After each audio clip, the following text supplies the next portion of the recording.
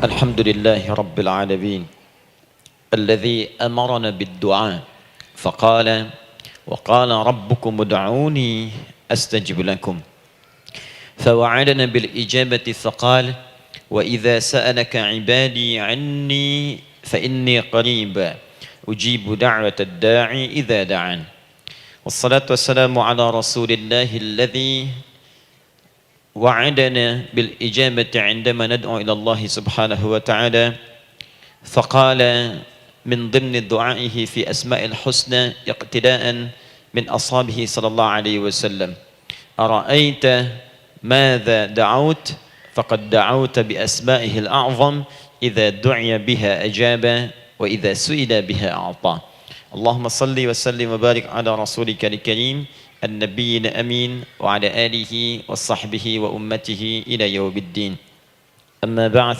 فيا عباد الله أوصي نفسي وإياكم بتقوى الله فقد فاز المتقون فلا تموتن إلا وأنتم مسلمون. Saudariku sekalian, para ibu baik yang di dalam ruang masjid ataupun yang di luar masjid, di sekitaran masjid dan studio, saya ingin mengajak pada seluruhnya tanpa kecuali, mari kita senantiasa bersyukur pada Allah Subhanahu wa taala atas nikmat yang telah kita dapati sampai dengan pagi hari ini. Syukur itu selalu menambah ketenangan di dalam jiwa. Syukur itu bisa mengentaskan sebagian persoalan hidup yang kita rasakan. Syukur itu bisa menambah kekuatan dari perasaan lemah yang kita rasakan. Dan syukur itu puncaknya bisa mengantarkan ke dalam surga terbaik yang dijanjikan, hingga Allah menyebutkan kemudian dalam Al-Quran, wa qalilun min ibadiyas syakur, sedikit sekali di antara hamba-hambaku itu yang bisa menjadi orang yang pandai bersyukur kepada Allah Subhanahu wa taala.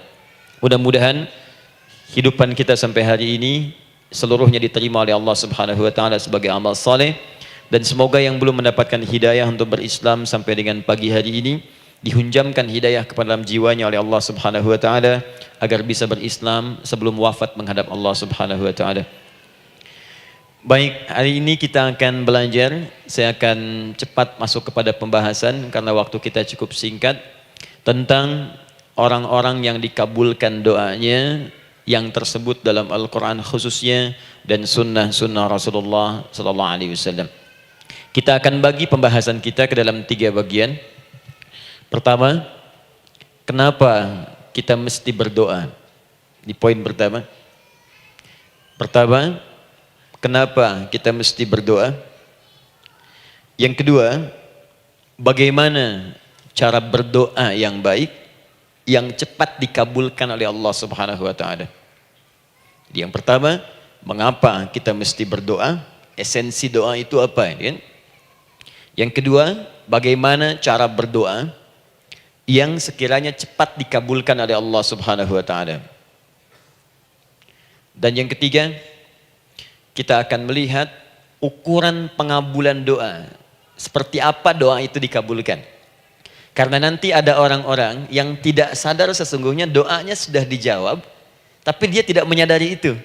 Bahkan merasakan doanya kok nggak dijawab-jawab gitu. Padahal Allah sudah menjawabnya. Nah, seperti apa ukuran kita mengetahui bahwa doa kita telah terjawab, atau doa kita barangkali belum dijawab atau tidak dijawab? Apa ukuran ketiga hal itu? Itu yang coba kita turunkan di pembahasan pagi ini. Mudah-mudahan dengan itu kita nanti akan lebih pandai bagaimana cara menyikapi doa dalam hidup, seperti apa doa dipanjatkan, kapan kita berdoa, dan kita tahu, oh ini hasil dari doa yang telah kita panjatkan. Sepakat sampai di sini? Baik ya, tinggal sepakat saja ya. Kan biasanya yang nerangkan saya, nulis saya, ngapus saya sampai selesai pula. Baik, ayo kita mulai. Bismillah. Mengapa kita mesti berdoa? Kita buka dulu ibu sekalian. Ya, yang di ruangan ini ataupun yang di bawah, semuanya insya Allah memiliki kemuliaan yang sama di hadapan Allah Subhanahu wa taala sesuai dengan keikhlasannya. Ya, sesuai dengan keikhlasannya. Karena hadisnya umum sifatnya. Man salaka tariqan yaltamisu fihi ilma sahhalallahu lahu tariqan ilal jannah. Siapa yang menyiapkan dirinya menempuh perjalanan dan dia meniatkan ingin belajar pengetahuan agama walaupun sedikit, maka dia akan dapat balasan dari Allah. Minimal setiap langkahnya akan dicatat meringankan langkah dia ke surga nantinya. Ya. Dan di situ tidak disebutkan khusus bagi yang di dalam ruangan masjid. Lantai 2 lagi misalnya. Tidak.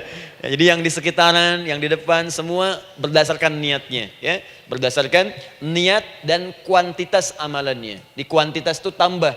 Mungkin Ustadz belum datang, ibu ada yang berzikir, ada yang baca Al-Quran, ada yang istighfar. Itu yang nambah pahala. Ya. Kalau yang pasang status, pasang kamera, ya itu saya nggak tahu. Ayo kita kembalikan sini. Pertama, Quran surah ke-7 ayat 172. Quran surah ke-7 Al-A'raf ayat 172. Kemudian setelah itu diperintahkan dalam Al-Quran surah ke-40 Ghafir ayat ke-60. Lalu kita praktekkan ini dalam keseharian kita. Saya beri contoh misalnya Quran surah ke-2 ayat ke yang paling banyak nih dibaca 201. Kadang-kadang misalnya Quran surah kedua ayat 286. Banyaklah. Quran surah ke-7 ayat 23 misalnya dan seterusnya. Ini bagian pertama.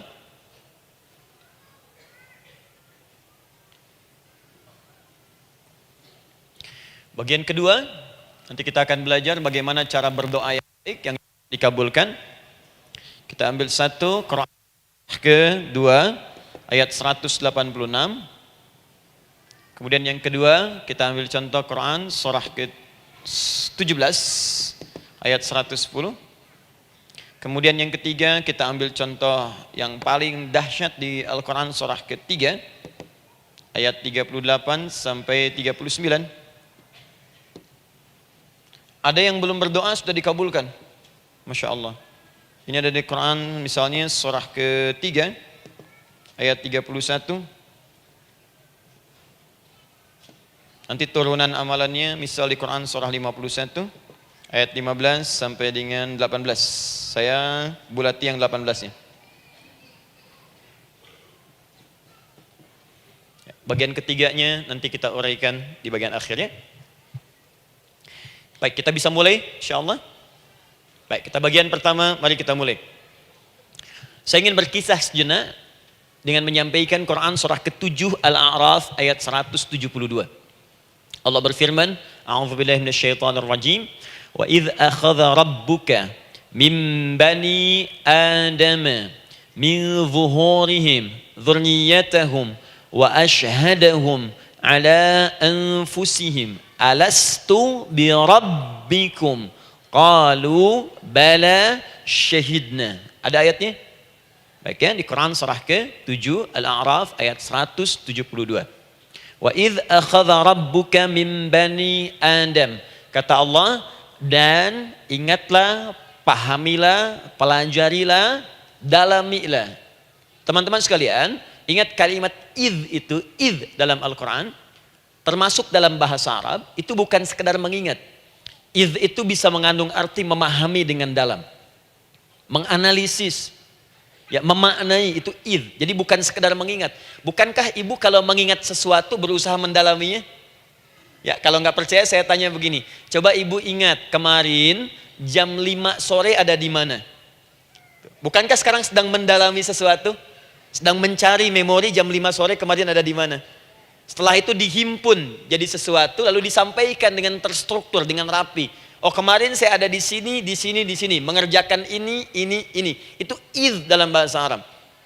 Kalau di Al-Quran ada kalimat idz, itu berarti bukan sekedar kita diminta mengingat, tapi juga merenung, mendalami, memahami dengan dalam. Paham insyaallah? Baik, sekarang perhatikan. Nanti kalau ibu baca Al-Quran, maksud saya, ibu bisa menerjemahkan sendiri dan memahami dengan baik. Ya, misal kalimat idz pertama dalam Al-Quran misal ditemukan di Quran surah kedua ayat 30.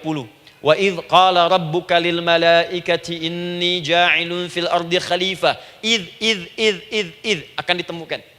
Nah, sekarang ayat tentang korelasinya dengan doa, kita buka Quran surah ke-7 tadi ayat 172.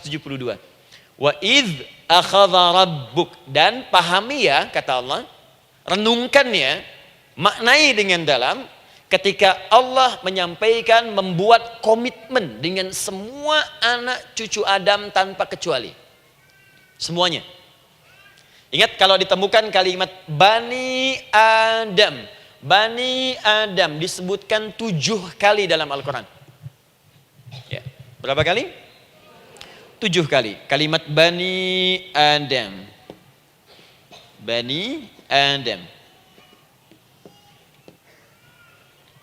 Ini menunjuk pada semua keturunan anak cucu Adam sampai selesai kehidupan. Ya, dari Nabi Adam alaihissalam, kemudian pasangannya Sayyidah Hawa alaihissalam, kemudian keduanya mulai berumah tangga, melahirkan keturunan. Diabadikan di Al-Quran surah keempat, ya, surah Ibu, ayat yang pertama. Ya ayyuhan nasu taqu rabbakumul ladzi khalaqakum min nafsin wahidah wa khalaqa minha zawjaha. Di situ kemudian ada Adam, zaujaha Hawa, ya. Wa batha minhuma rijalan katsiran wa nisaa. Dari situ turun keturunan laki-laki perempuan, laki-laki perempuan. Nanti menyebar, Bu, ya, menyebar. Ada yang ke Chicago, ada yang di Chicago, ada yang di Singaparna, ada yang di Singapura. Semua nyebar. Ya, di Sunda, dari Jawa sampai ke Sumatera, sampai Indonesia, sampai Nusantara, sampai Asia, Eropa, sedunia. Nanti penyebarannya disebutkan di Quran surah ke-49 ayat ke-13. Ya ayyuhan nasu inna khalaqnakum min dzakarin wa untha. Hai manusia, semua saya ciptakan ada 2 jenis. Kalau bukan laki-laki itu pasti perempuan. Jadi tidak ada yang ketiga. Ingat ya? Kalau bukan laki-laki siapa? Perempuan. Jadi tidak ada misalnya, maaf, laki-laki yang keperempuan-perempuanan yang gerakannya melambai, ya, kata-katanya terlampau lembut misal, dan tidak ada pula perempuan yang perkasa, ya, terlampau kuat misalnya, melampaui batas-batas standarnya. Jadi kalau bukan laki-laki pasti perempuan. 2 saja. Jadi kalau misalnya masih ada yang bingung, tentukan dirinya, ya, dan lihat fitrahnya. Lihat fitrahnya. Baik, kemudian waja'alnakum syu'uban wa qabaila. Kami tempatkan kalian mungkin beda-beda tempat. Syu'ub, beda tempat. Ya, ada yang misalnya RT, RW, kecamatan, beda kampung, beda negara, sampai seluruh dunia. Wa qabail, satu tempat itu sukunya bisa beda. Coba Ibu lihat misalnya, ya, di daerah Sumatera saja ada berapa suku? Di Sunda paling banyak suku, gitu ya? Banyak sekali. Jadi bisa lain-lain, bisa beda-beda. Nah, lita'arafu, semua saling mengenal, silakan. Nah, ketika semua tadi ditempatkan di semua pelosok dunia, baik laki-laki, perempuan, dari anak keturunan Adam, itu semua anak keturunan Adamnya disebut dengan satu nama saja dalam Al-Quran, yaitu Bani Adam. Jadi kalau kita mau cari keturunan kita, sampai ke asal mula kita, dari kita sekarang, itu semua akan tersambung kepada Adam alaihissalam. Puncaknya akan ke sini. Ya. Dan tidak akan nyasar kemana-mana, Bu. Ya, ada sebagian manusia nasabnya tidak ingin ke Adam, inginnya bergeser, sehingga mengatakan manusia berasal dari monyet katanya. Ya. Ada yang berkata begitu. Ibu sampaikan saja kalau bapak dari monyet, silakan saja, jangan ngajak-ngajak saya, gitu ya.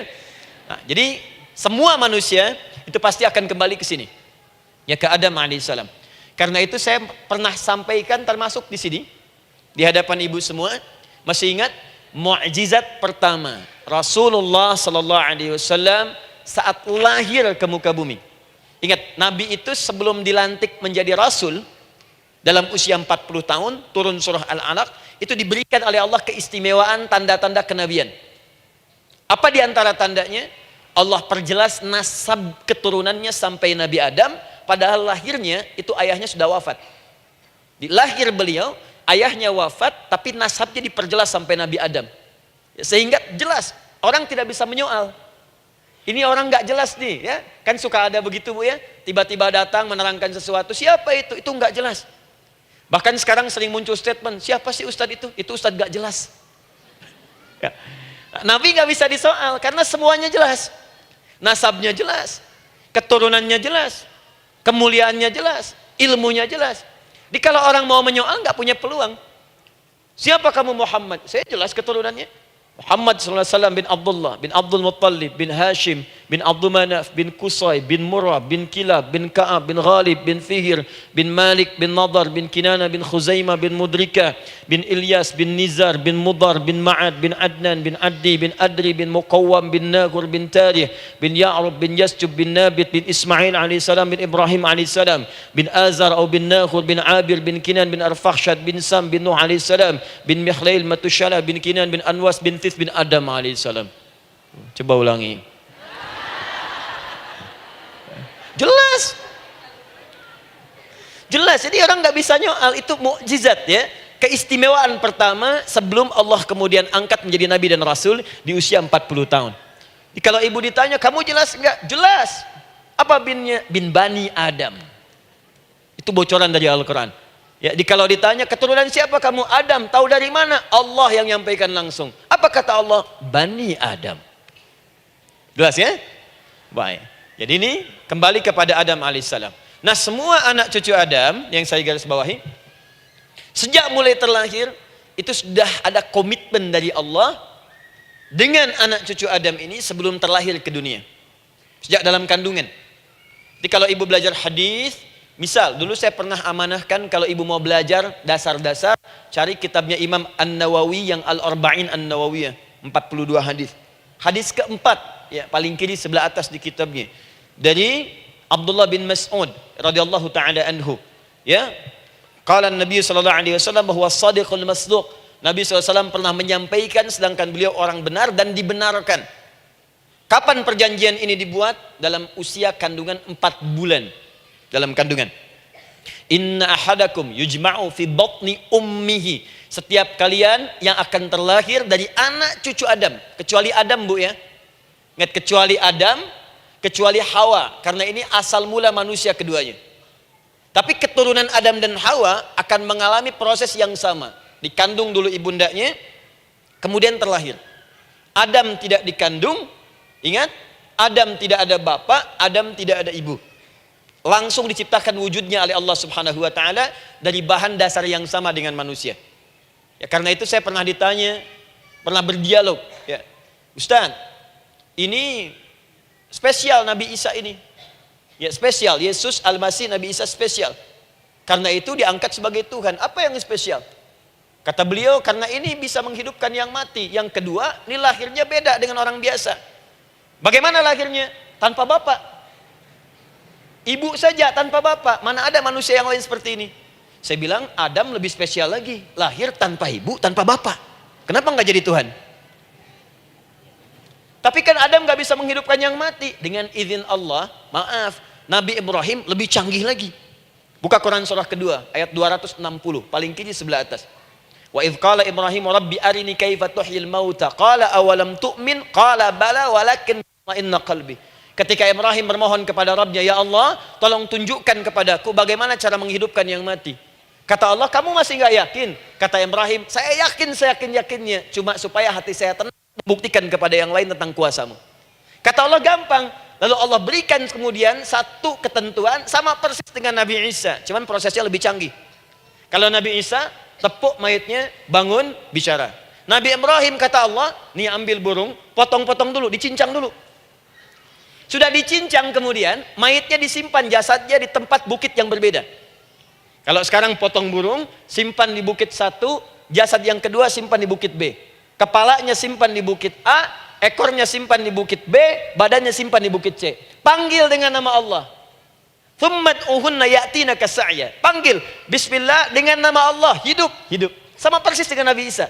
Dengan nama Allah, biiznillah, hidup. Nabi Ibrahim, biiznillah, dengan nama Allah, hidup. Menyatu semuanya, jadi satu. Psst. Kalau Nabi Isa kemudian ada yang menduga sebagai Tuhan, kenapa Nabi Ibrahim tidak angkat jadi Tuhan? Paham ya? Nah, ini menunjukkan bahwa ada pola pemikiran yang harus dikembalikan supaya benar cara memahaminya. Jelas sampai sini? Maaf saya sedikit agak lompat ya.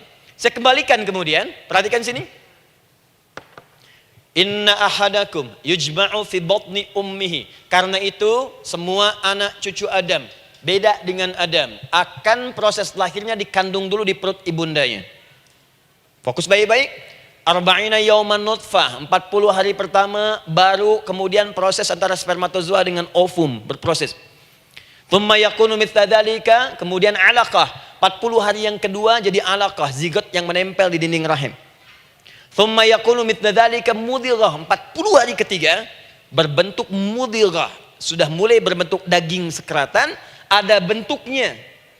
Dan usianya sudah 4 bulan, 40 hari ketiga, 120 hari. 120 hari.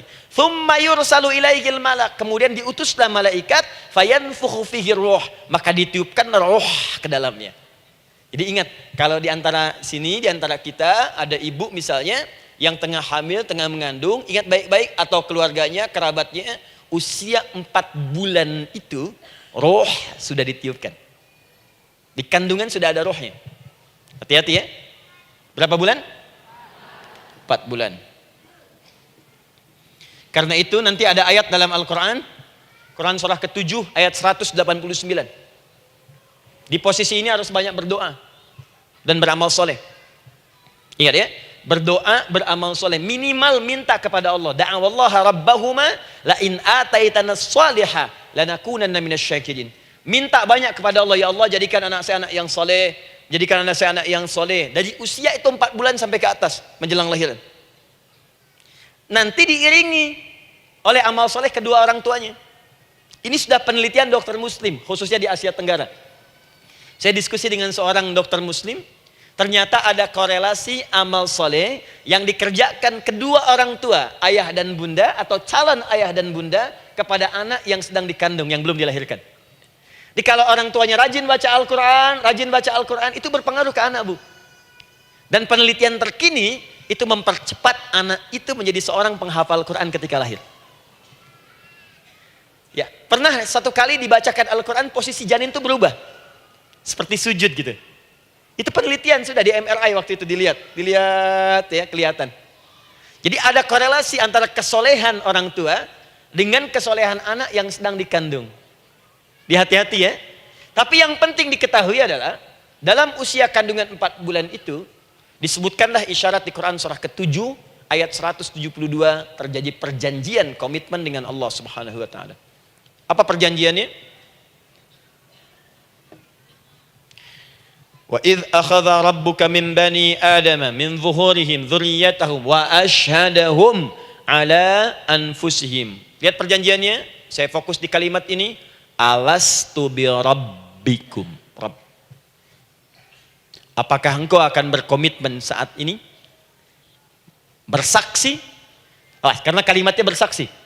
Wa asyhadahum, dan mereka bersyahadat, bersaksi, komitmen. Di komitmennya menggunakan kata syahadat di sini.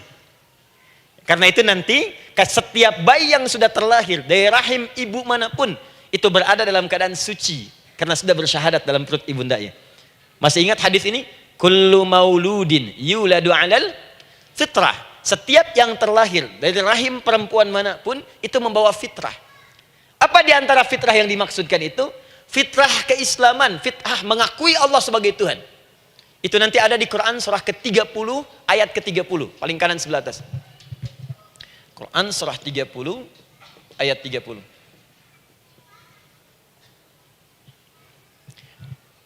Fa'aqim wajhaka lid-dini hanifa. Hei setiap manusia, fa'aqim wajhaka, hadapkan, pasrahkan, arahkan dirimu sepenuhnya. Lid-dini, pada ketentuan ad-din, hanifa, dengan lurus. Di setiap manusia itu punya fitrah untuk beragama. Punya kecenderungan untuk mencari Tuhan. Silakan ibu cek, manusia manapun yang pernah hidup, itu pasti akan mencari Tuhan. Silakan. Karena itu Allah beri jalan, begini cara mencarinya.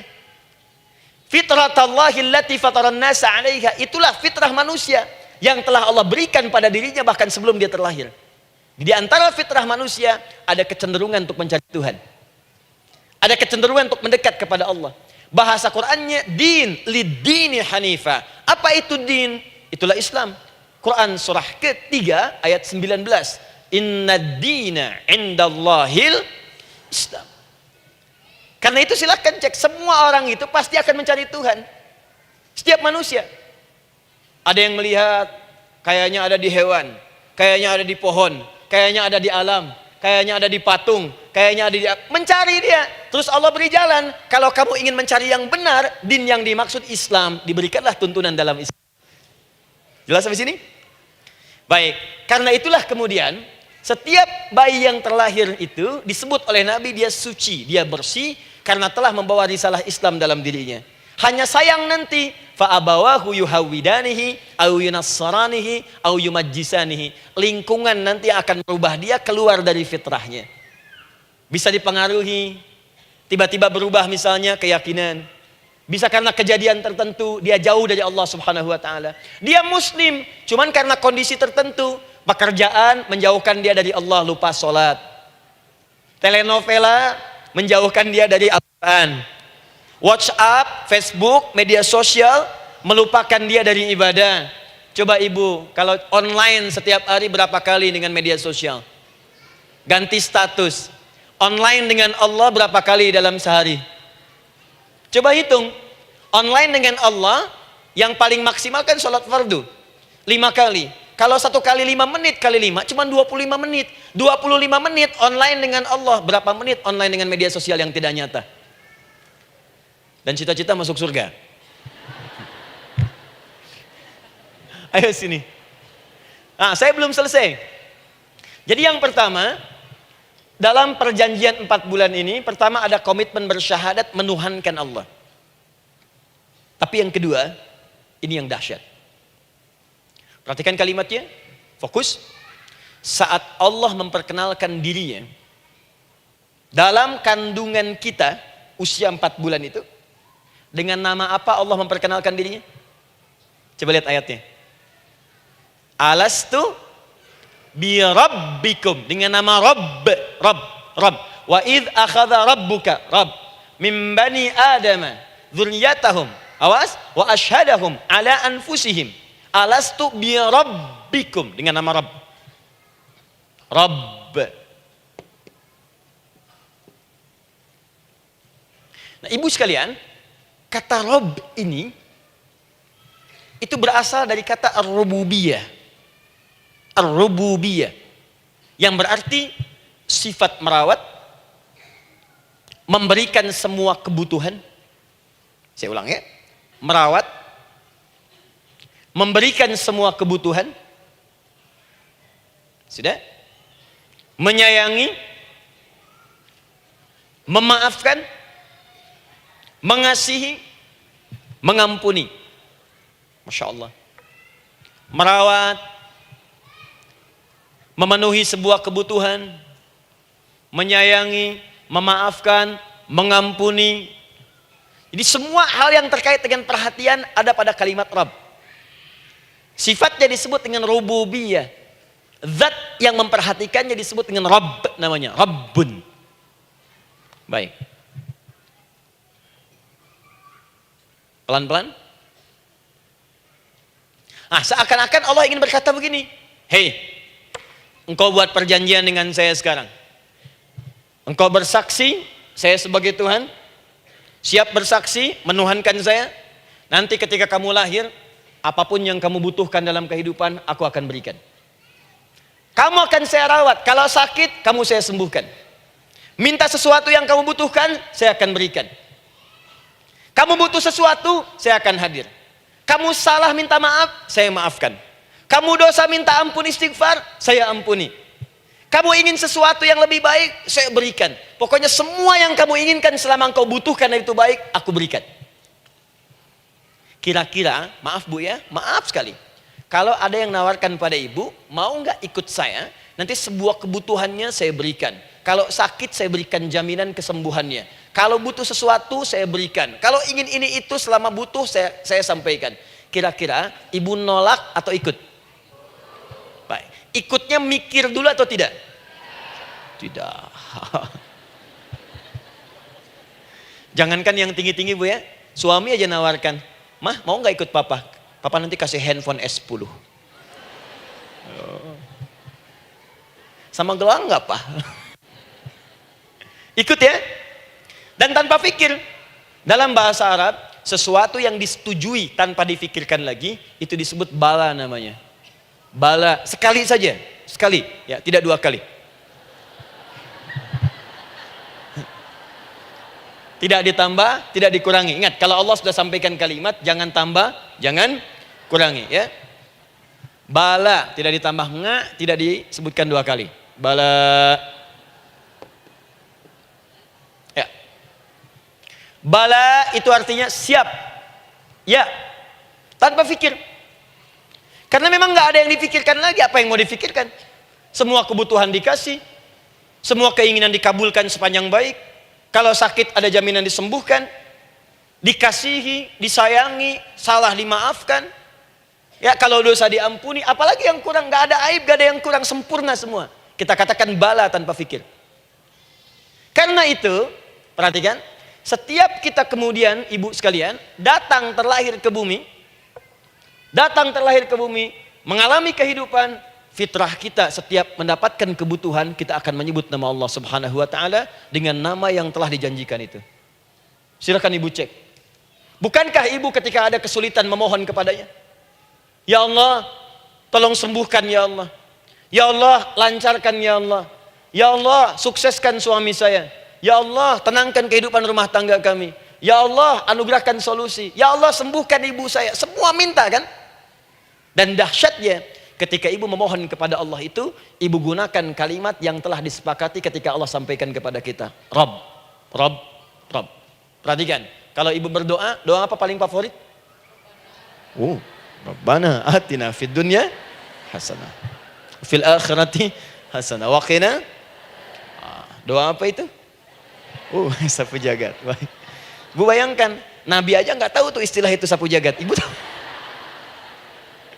Wah, Masya Allah, Indonesia kreatif. Luar biasa. Ada doa sapu jagat, nggak ada doa sapu nggak ada jagatnya, ada doa jagat nggak ada sapunya. Pokoknya luar biasa lah. Ya. Ya. Lihat, bukankah kalimatnya dibuka dengan Rabb? Rabbana atina fid dunya sana. Rabbana zalamna anfusana wa illam taghfir lana wa tarhamna lanakunanna minal la yukallifullahu nafsan illa laha ma kasabat wa 'alaiha mak. Perhatikan, Rabbana la innasina Rabbana Rabb. Ini ayatnya. Sapu jagat Quran surah 2 ayat 201. La yukallifullah Quran surah 2 ayat 286. Rabbana zalamna Quran surah 7 ayat 23. Yang ingin saya sampaikan, setiap kita butuh sesuatu, kita menyebut namanya dengan kalimat Rabb. Kenapa kita katakan Rabb? Karena Allah sendiri menyebutkan dengan kalimat Rabb. Alastu bi rabbikum, saya nanti adalah Tuhan yang akan memperhatikan kalian, menyayangi kalian. Saya Tuhan yang akan merawat kalian, memberikan semua kebutuhan. Makanya ibu tuh kalau ada persoalan nagih seakan-akan ke Allah. Ya Allah, kan engkau yang berjanji kepada saya. Engkau yang berjanji, engkau yang menepati ya Allah, karena engkau Tuhan. Kalau manusia, dia berjanji, dia yang mengingkari. Dia awali, dia yang akhiri. Tapi engkau beda ya Allah. Kenapa? Engkau berjanji, engkau yang menepati. Quran surah ketiga ayat 9. Innallaha la yukhliful mi'ad. Engkau yang berjanji, engkau yang menepati. Engkaulah awal dan akhir dari semua hal. Engkau mengatakan saya Rabb yang akan memberikan semua kebutuhan. Sekarang saya butuh ya Allah. Engkau berjanji akan menyembuhkan, sekarang saya sakit ya Allah. Engkau berjanji akan memberi solusi, sekarang saya sedang punya masalah ya Allah. Engkau berjanji akan memberikan kesuksesan, sekarang saya sedang menapaki itu ya Allah. Makanya ibu sebutkan kalimat Rabb, Rabb, Rabb, Rabb.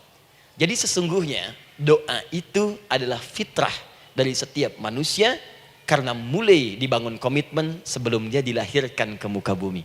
Jadi kalau kita bicara tentang doa, doa itu fitrah kehidupan bagi setiap manusia. Hidup. Sekaligus penanda komitmen yang membedakan antara Khalik dengan makhluk. Hamba dengan Allah. Manusia dengan Tuhan. Kan Allah katakan, saya Rabb ya. Saya yang ngasih, saya yang Tuhan. Berarti kita yang makhluk kan? Kita yang butuh kan? Allah yang memberi, kita yang butuh. Untuk membedakan mana yang butuh, mana yang ngasih, maka pembedanya adalah doa. Jadi kalau ada manusia yang gak pernah doa selama hidup, itu tandanya ada yang salah dengan kehidupannya. Karena seakan-akan dia gak butuh Tuhan. Sebab perbedaan manusia dengan Tuhan itu sebelum lahir, salah satunya ditunjukkan dengan sifat butuh kita kepada Allah. Makanya sekaya-kayanya orang itu pasti berdoa. Manusia paling kaya di muka bumi pun kalau besoknya mau ada pekerjaan atau proyek, dia berdoa dulu tuh. Ya Tuhan, tolong lancarkan proyek ini. Butuh. Pejabat setinggi-tingginya, kalau sudah mau mulai kemudian ada pemilihan, kalau mulai ada kebijakan, kalau mulai ada apapun berdoa juga. Itu tandanya butuh. Butuh. Di setiap manusia itu pasti butuh dengan Allah. Karena itu kalau ada manusia yang gak pernah berdoa selama hidupnya, itu langsung mendapatkan kecaman dari Allah dan dijamin akan masuk neraka yang paling dalam. Karena seakan-akan dia sedang gak butuh dengan Allah. Saya ulang ya, saya ulang. Doa itu fitrah hidup manusia yang sekaligus menunjukkan statusnya sebagai hamba. Jadi kalau ibu update status di media sosial, mulai sekarang tuliskan hamba. Hamba. Sudah. Mau sifatnya apapun tetap hamba. Ya, mau pejabat, mau orang kaya, mau cukup, mau macam-macam, mau ustadz, mau syekh, mau habib, tetap ujungnya hamba. Dan butuh penghambaan itu diwujudkan dalam bentuk doa. Muncullah Quran surah ke-40 ayat ke-60. Wa qala rabbukum, Rabb, selalu Rabb. Wa qala rabbukum ud'uni astajib lakum. Innal ladzina yastakbiruna an ibadati, awas, sayadkhuluna jahannama dakhirin. Allahu akbar. Dan Rabbmu berfirman, mengingatkan kembali kepada kalian semua, hei hamba-hambanya. Kalau ada kebutuhan, kalau ada masalah, kalau ada permintaan, kata Allah, ayo doa sama saya. Minta. Kan kita sudah bikin perjanjian. Makanya Allah katakan kalau punya masalah, Bu, berdoa, bukan mengeluh. Kalau punya persoalan, Bu, berdoa, bukan bikin status. Rasanya aku tidak sanggup. Ditulis di Facebook. Apain? Terus kalimat Allahnya pun jelas. Minta kepadaku, bukan mengeluhkannya. Kamu tidak seperti yang aku kira. Nungguin komen. Sambil masak, celing ada satu. Ece kunaon. Makin meluas masalah. Untuk abi mas sabar. Sudah. Paham ya? Jadi ini kaidah hidup yang pertama. Sebetulnya sederhana, cuman jarang digunakan gitu. Sederhana, cuman jarang dipakai. Kata Allah kan, kamu doa itu, saya kasih ketenangan. Jadi Bu, gini, doa itu manfaatnya, walaupun solusi belum datang, tapi hati tenang. Tenang. Jadi kalau mau curhat-curhat sama Allah, sampaikan, minta, mohon, berikan. Minimal tenang. Saya kasih rahasia ya. Ini di antara kita saja nih. Lihat sini. Saya hapus dulu deh. Bismillah. Masya Allah. Mau ngapus sendiri, nulis sendiri, penghapus, lari sendiri.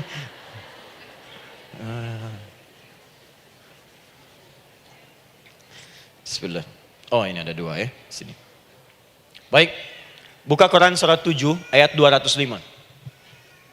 Quran surat 7 ayat 205. Doa itu disebut zikir di ayat itu. Jadi kalau ibu sedang berdoa, itu sedang berzikir. Wadhkur rabbaka fi nafsika tadarruan wa khifatan wa dunal jahri minal qaul. Ada ayatnya? Oke. Pakai Rabb lagi kan? Wadhkur rabbaka. Kalau engkau punya masalah, kata Allah, sekecil apapun. Di rumah tangga kah, di kantor kah, kehidupan sosial kah. Kata Allah, ayo sebut, minta kepada Allah. Berdoa. Doa disebut dengan zikir. Zikir itu semua kegiatan yang membuat kita ingat Allah. Zikir. Baca Quran, zikir. Dalilnya Quran surah ke-15 ayat 9. Inna nahnu nazzalna dzikra. Kami turunkan Al-Quran sebagai zikir. Menghafal Quran, zikir. Quran surah 54 ayat 17, ayat 22, ayat 32, ayat 40. Walaqad yassarnal Qur'ana lidzikri. Kami akan mudahkan Al-Quran untuk diingat, dihafalkan. Zikir, sebagai zikir kepada Allah. Ibu selepas sholat, baca subhanallah, alhamdulillah, Allahu Akbar, zikir. Quran surah keempat, ayat 103. فَإِذَا قَضَيْتُمُ الصَّلَاةَ فَاذْكُرُوا اللَّهِ. Maka jika anda telah tuntas mengerjakan sholat, segera berzikir kepada Allah. Sholat sendiri, zikir. Quran surah ke-20, ayat ke-14. Innani anallahu la ilaha illa ana fa'budni wa aqimis salata li dzikri. Saya Allah, kata Allah. Tidak ada Tuhan selain saya. Sembah saya. Bagaimana menyembah Allah? Tunaikan sholat sebagai zikir kepada Allah. Zikir. Di zikir, semua amalan yang mendekatkan kita dengan Allah. Doa, itu satu dari bagian zikir. Tapi tahukah ibu fungsi zikir yang paling utama itu apa? Quran surah 13 ayat ke-28. Ala bidzikrillahi tatmainnul qulub. Yakinkan pada dirimu, kalau zikirmu benar kepada Allah, maka dia akan berdampak kepada hati menjadi lebih tenang. Zikir itu, manfaat pertamanya, membuat hati tenang, Bu. Tadi saya contohkan. Baca Al-Quran, zikir kan? Jadi kalau ibu sedang tidak tenang, sedang gelisah, ada masalah, daripada mengeluh sana sini, wudu, Bu, wudu. Ambil mushaf, baca. Saat baca itu mungkin solusi belum datang, tapi hati itu lebih tenang. Kaitan dengan bahasan kita, doa, minta. Doa. Jadi kalau orang punya masalah itu, kalau berdoa, walaupun solusinya belum datang, walaupun kemudian jawabannya belum tiba, minimal hati ibu itu tenang. Ini dia. Kan surah 13 ayat 28. Rumus ini pakai. Gunakan dalam hidup. Karena yang tahu kehidupan kita itu Allah yang menciptakan kita.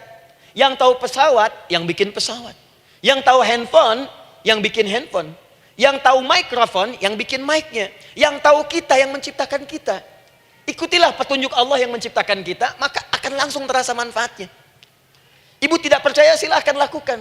Rasakan bedanya, bedakan rasanya, dan pasti akan terasa bedanya. Akan lain. Tuh. Doa. Tapi ingat, yang paling penting kata Allah, doa itu bukan sekedar penting permohonannya, tapi menunjukkan status kita sebagai hamba di hadapan Allah Subhanahu wa taala. Jadi kalau ada orang selama hidup tidak pernah berdoa, artinya dia mengingkari status dia sebagai hamba di hadapan Allah Subhanahu wa taala. Mau menyejajarkan diri dengan Tuhan. Kan yang tidak pernah meminta itu Tuhan. Allah yang memberikan. Kalau manusia beda pasti minta. Artinya kalau ada manusia nggak pernah minta, seakan-akan bahasa halusnya, kamu ini ngaku jadi Tuhan. Saya tempatkan kau di neraka jahanam yang paling bawah. Jahanam itu, Bu, belum masuk saja sudah terasa. Terasa. Buka ibu Quran surah misalnya ke-40 Ghafir tuh. Ya, ayat 45 sampai dengan 47-nya. Sebelumnya lagi, lihat Quran surah ke-8 ayat ke-50. Itu penghuni neraka, Bu, yang bukan jahanam saja. Penghuni neraka itu kalau mau meninggal itu dipukulin dulu malaikat. Depan belakangnya. Ayo, kamu keluar. Lama amat keluarnya rohnya katanya. Takut karena nggak punya bekal. Kan maaf ya, kaidah mengatakan orang nggak punya bekal itu takut pulang, apalagi orang merasa salah. Anak ibu berbuat kesalahan, mau pulang takut kan? Takut. Jadi kalau ada anak takut pulang, salah dia. Salah. Kemana anak nggak pulang-pulang, pasti ada yang salah karena nggak berani pulang. Jangankan salah, nggak punya bekal saja, malu pulang. Lihat ibu waktu Ramadan usai, mau mudik, Idul Fitri. Kan pada mudik kan? Kenapa mau mudik dan senang mudik? Karena punya bekal, Bu. Dikumpul-kumpulkan itu selama 11 bulan. Untuk 1 bulan saja. Itu pun paling berapa hari. Kumpulin. Terus telepon keluarga. Insya Allah aku pulang hari ini. Wah, senang semuanya. Padahal mudiknya cuma pakai motor, Bu. Motornya bebek, bekalnya singa. Serius saya, motor bebek bekal singa. Ada kardus belakangnya. Tulisin. Terus tambah pelepah pisang buat begini. Belakangnya ditulisin, aku pulang sayang. Jalan, mudik. Terus yang di rumah kan senang nerimanya. Kenapa? Karena ada yang pulang dan bawa bekal. Saya pernah tanya pada seseorang, kenapa anda gak mudik? Gak ada bekal Ustaz, gak ada bekal, malu pulang. Kebayang gak saat pulang menghadap Allah gak punya bekal? Malu pulang, apalagi punya banyak salah. Jadi gak mau keluar rohnya. Malaikatnya geram, dipukulin sama malaikat. Pukul depannya, pukul depan. Kamu ini cepat keluar, cepat keluar, cepat keluar. Keluar, keluar, keluar, keluar, keluar. Malu pulang. Tapi kalau punya bekal enak. Dan yang nyambut langsung malaikat. Bahkan nanti ada satu amalan saat dikerjakan, itu orang ini sudah masuk surga, tapi semua malaikat di semua pintu surga yang 8 itu datang mengunjungi dia mengucapkan selamat. Itu ada di Quran surah 13 ayat 24. Salamun alaikum bima sabartum fa ni'ma uqbaddar. Selamat ya saat di dunia sabar mencari bekal, dan ini bekal terbaik yang kamu dapatkan, silahkan nikmati surga yang kamu rindukan itu. Ini nikmat-nikmatnya tempat yang pernah nanti kamu kunjungi. Dan tinggal abadi di situ. Yang nyambut malaikat. Bayangkan semua malaikat, Bu. Semua malaikat dari pintu surga datang nyambut dia. Wah, Masya Allah, malaikat Jibril, Israfil, malaikat maut. Maaf ya, dicabut kemarin. Biasa, selamat, selamat, selamat, selamat, selamat. Dunia aja kalau ada yang nyambut senang kan? Rumah dicet, datang, sambut depan rumah, semua hidangan ada, Masya Allah. Bahkan yang tidak ada jadi ada. Luarnya kongguan, dalamnya rangginang gitu kan. Wah, muncul semua. Paham ya? Jadi ini bagian pertama. Jadi kita katakan kenapa manusia mesti berdoa. Jawabannya karena manusia itu hamba. Dan doa itu adalah fitrah, bagian dari kehidupan. Kenapa manusia mesti berdoa? Karena ada komitmen dari Allah. Setiap dia mendapatkan sebuah persoalan, maka Allah akan jawab dan berikan jawaban dari semua persoalannya. Jalan mendapatkan jawaban itu adalah doa. Kenapa manusia mesti berdoa? Karena dia butuh dengan Allah. Dan puncaknya, kenapa dia mesti berdoa? Karena Allah ingin membahagiakan kehidupan dunianya sebelum sampai keabadiannya di akhirat. Jadi ketika kita berdoa, sebetulnya kebaikan untuk kita karena Allah ingin kita bahagia. Ingin mudah hidupnya. Jadi kalau ada orang gak berdoa, sesungguhnya dia sedang menyulitkan diri sendiri dalam kehidupan dunianya sampai ke akhiratnya. Jelas sampai di sini? Masya Allah, alhamdulillah. Baik, kalau sudah paham, saya hapus ini, kita masuk bagian yang kedua. Hapus lagi. Sab Muslimah edisi ke-15. 15 kali datang sendiri, ngulangin sendiri, nulis sendiri, ngapus sendiri. Masya Allah. Tinggal lihat, catat, masuk surga. Masya Allah. Alhamdulillah. Baik. Baik. Sudah? Alhamdulillah. Saya ingin setiap pembahasan kita dipahami ya. Saya tidak menyukai kalau datang melihat tapi nggak paham gitu. Ya, dengar tapi nggak paham. Saya tidak ingin satupun keluar dari sini kecuali paham. Ya. Ibu paham? Paham Ustaz. Badai pamit ya, silahkan. Apa yang ibu pahami? Doa. Ya. Dah. Nah, sekarang masuk bagian kedua. Bismillah. Kalau sudah mengerti yang tadi, persoalannya adalah bagaimana cara kita memohon kepada Allah. Itu dia. Bagaimana cara kita meminta? Kata Allah, kamu kalau punya masalah minta. Ya Allah, caranya bagaimana? Karena sesuatu yang dikerjakan tanpa ilmu dan tidak tahu caranya, itu bisa keliru. Hidup itu menyembah Allah tidak cukup dengan iman, Bu. Mesti pakai ilmu. Iman saja sekalipun kuat tanpa ilmu, itu bisa salah. Kuat ingin mendekat kepada Allah. Ya Allah, aku ingin ibadah, kuat. Saya punya kawan dulu di pesantren. Tahun kedua, dia sudah berubah. Ya, tadinya orang tuanya melihat anaknya Masya Allah, tiba-tiba ada perubahan, senang ibadah, Bu. Malam-malam dia bangun, ini kisah nyata, saya alami sendiri. Masya Allah, saya senang sekali. Kita saling doakan, dia bangun malam tahajud. Bangun jam 2, Anda bayangkan. Yang sebelumnya menjelang subuh atau apa, ini malam Jumat lagi, malam libur. Malam libur biasanya santri itu kebanyakan ada yang keluar, ada yang main, ada yang macam-macam. Ini dia malam tahajud, jam 2 bangun. Saya bahagia sekali. Udah bangun, sholat, selesai. Cuman pas waktu mau subuh, kok saya lihat tidur. Saya bangunkan kan. Fulan, bangun. Oh iya, katanya. Iya, oh mungkin nanti mau nyusul. Saya pikir istirahat dulu. Saya ke masjid lah. Udah ke masjid dah selesai. Kita diskusi di masjid selesai, semua pulang saya jam 7. Saya lihat masih tidur juga. Barangkali dia sudah tadi sholat mungkin di kamar, nggak sempat ke masjid karena capek. Tapi saya lihat kok posisinya nggak berubah. Di situ juga. Akhirnya setengah jam saya tunggu, saya bangunkan. Bangun. Bangun. Kenapa Adi katanya? Saya kira antum belum sholat subuh ya? Adi gimana sih? Kan udah saya jama dengan tahajud tadi. Udah saya jama dengan tahajud. Jadi memang kekuatan imannya lagi tinggi, cuman ilmunya kosong. Ini yang bahaya. Besok-besok kalau orang kayak gini sholat subuh bisa 4 rakaat. Ya. Karena itu berdoa penting, cuma kita mesti tahu caranya. Yuk kita mulai bagian pertama. Quran surah kedua ayat 186, paling kiri sebelah bawah. Sudah? Wa idza sa'alaka 'ibadi 'anni fa inni qarib. Fokus. Kata Allah, kalau hamba-hambaku Muhammad SAW bertanya kepadamu, minta petunjuk untuk mencari-cari aku. Tuh Bu, coba lihat. Ayat doa dibuka lagi dengan kalimat hamba. Untuk menegaskan status kita. Jadi kalau ditanya, kita siapa di hadapan Allah? Makanya nggak usah sombong.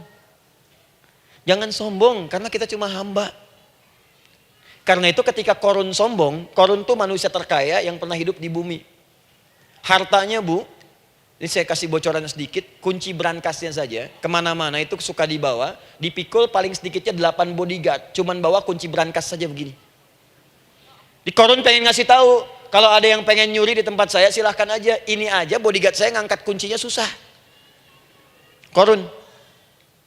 Jadi kalau Anda tidak sekaya Korun, jangan ikutan sombong, telat. Telat, gak ada kerjaan, sudah ada yang lebih kaya. Ya. Dan apa yang terjadi? Fakhosabna kata Allah, kami telan. Likuifasi. Telan oleh bumi semua. Dengan kekayaannya semua habis.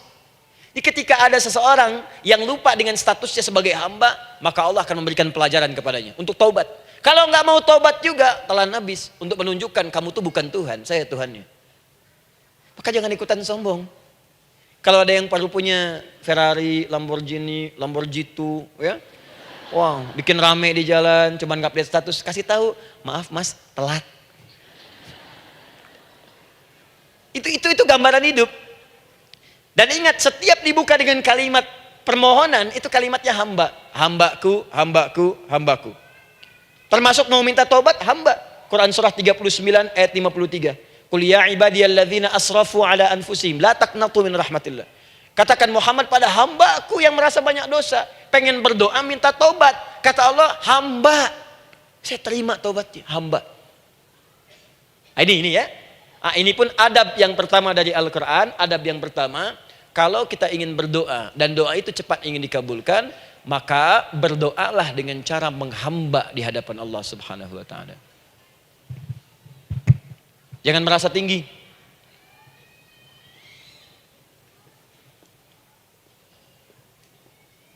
Saya turunkan caranya. Bagaimana cara menghamba itu dengan cara yang baik? Fokus.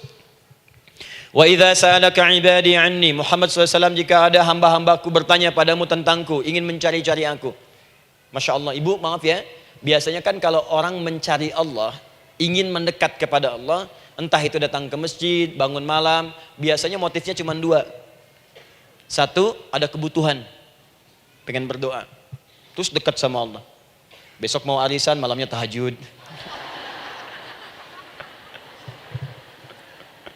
Anak mau ujian baru puasa, kan? Suami ada proyek, nah, baru baca Quran, kan? Terus itu biasa itu. Biasa. Jadi fitrah, Bu. Tumben jeng tahajud, fitrah. Itu biasa itu. Ya. Yang kedua, taubat dari maksiat. Taubat. Seorang taubat ke masjid, bangun malam, doa, itu biasa. Jadi kalau ada seperti itu tandanya kita hamba normal manusia. Fa inni qarib, kata Allah, katakan Muhammad SAW, katakan kepadanya, janganlah mencari, aku dekat. Dekat, jangan mencari, aku dekat. Jadi Bu, ketika kita butuh Allah, langsung dijawab oleh Allah. Kamu mau apa? Aku dekat. Itu secara psikologi memberikan ketenangan yang paling dalam. Saya belum datang di sini sampai jam 8, Ibu tanya panitia, ustadznya mana sih? Ustadznya mana? Jawaban pertama misalnya, ini belum jelas nih ustadznya. Gak ada kabar. Yang kedua mengatakan, tenang saja, ustadz sudah dekat. Maka yang kedua itu lebih menenangkan kepada kita. Ketika ibu mencari, ya Allah, saya sedang ada masalah, langsung dijawab oleh Allah. Tenang, aku dekat denganmu. Mau minta apa? Itu bu, jadi kalau ibu sedang punya persoalan, psikologi Al-Quran mengatakan, langsung rasakan Allah itu bersama kita, dekat, menunggu kita mau minta apa. Ibu punya masalah dengan suami, ingin mengadu. Lu kata Allah, saya dekat, kamu kenapa? Ada masalah apa?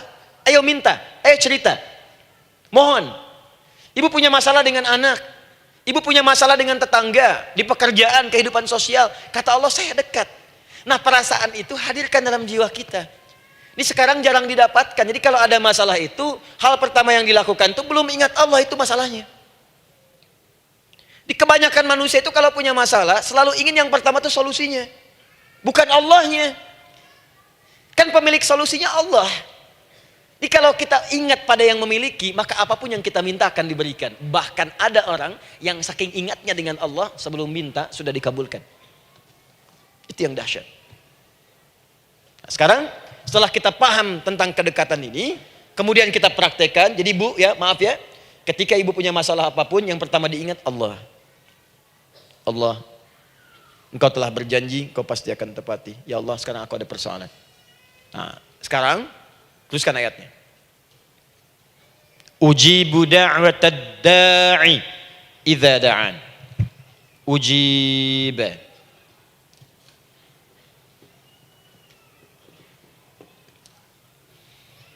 Ujibu da'watad da'i idza da'an.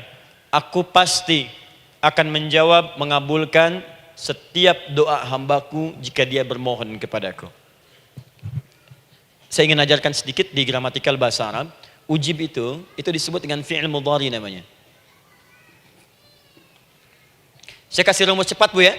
Insya Allah kalau ibu fokus dengan rumus ini, ibu nanti bisa memahami Al-Quran dengan baik.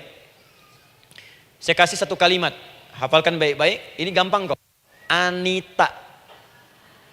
Ya, Anita. Sudah?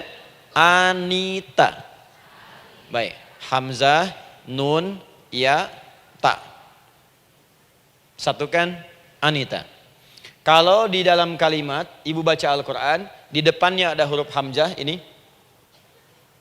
atau nun, atau ya, atau ta, maka itu rumus mudhari namanya.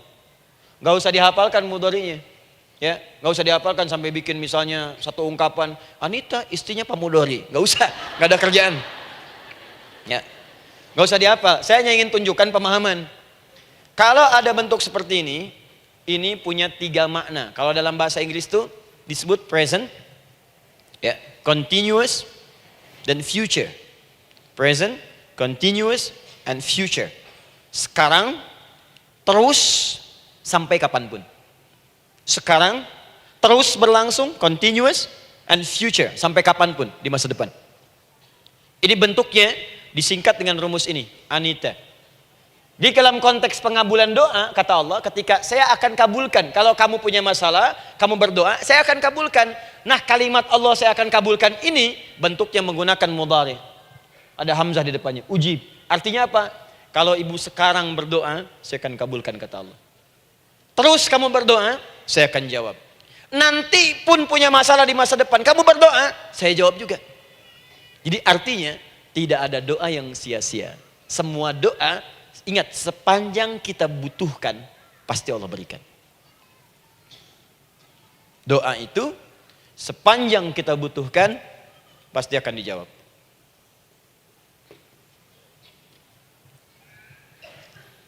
Nanti kapan dijawabnya, seperti apa jawabannya, nanti bagian ketiga. Kadang-kadang minta sekarang, dijawabnya nanti. Minta sekarang, dijawab sekarang. Ada yang mintanya A, dijawabnya B, itu yang paling dahsyat. Ya. Jadi kalau saya tanya, kalau kita berdoa, dijawab tidak oleh Allah? Ya, itu janji Allah. Setiap orang berdoa, pasti dijawab. Nah hanya persoalannya, seperti apa doa yang cepat dijawab itu? Apakah semua doa langsung dijawab seketika? Akankah mendapat jaminan langsung dijawab? Ternyata kalimat dijawab ini diikat dengan syarat ketentuan berlaku. Apa di antara syarat dan ketentuannya ini? Teruskan ayatnya. Falyastajibuli. Syarat pertama. Kalau doamu ingin cepat aku jawab, falyastajibuli. Maka engkau pun harus cepat merespon setiap seruanku. Jawab seruanku dengan cepat. Doa ingin dijawab oleh Allah, maka kata Allah, kamu pun harus menjawab setiap seruanku.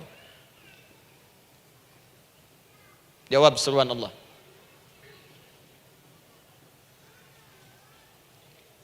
Ayo respon, adil. Maunya dapat gaji aja, kerja nggak mau. Ya?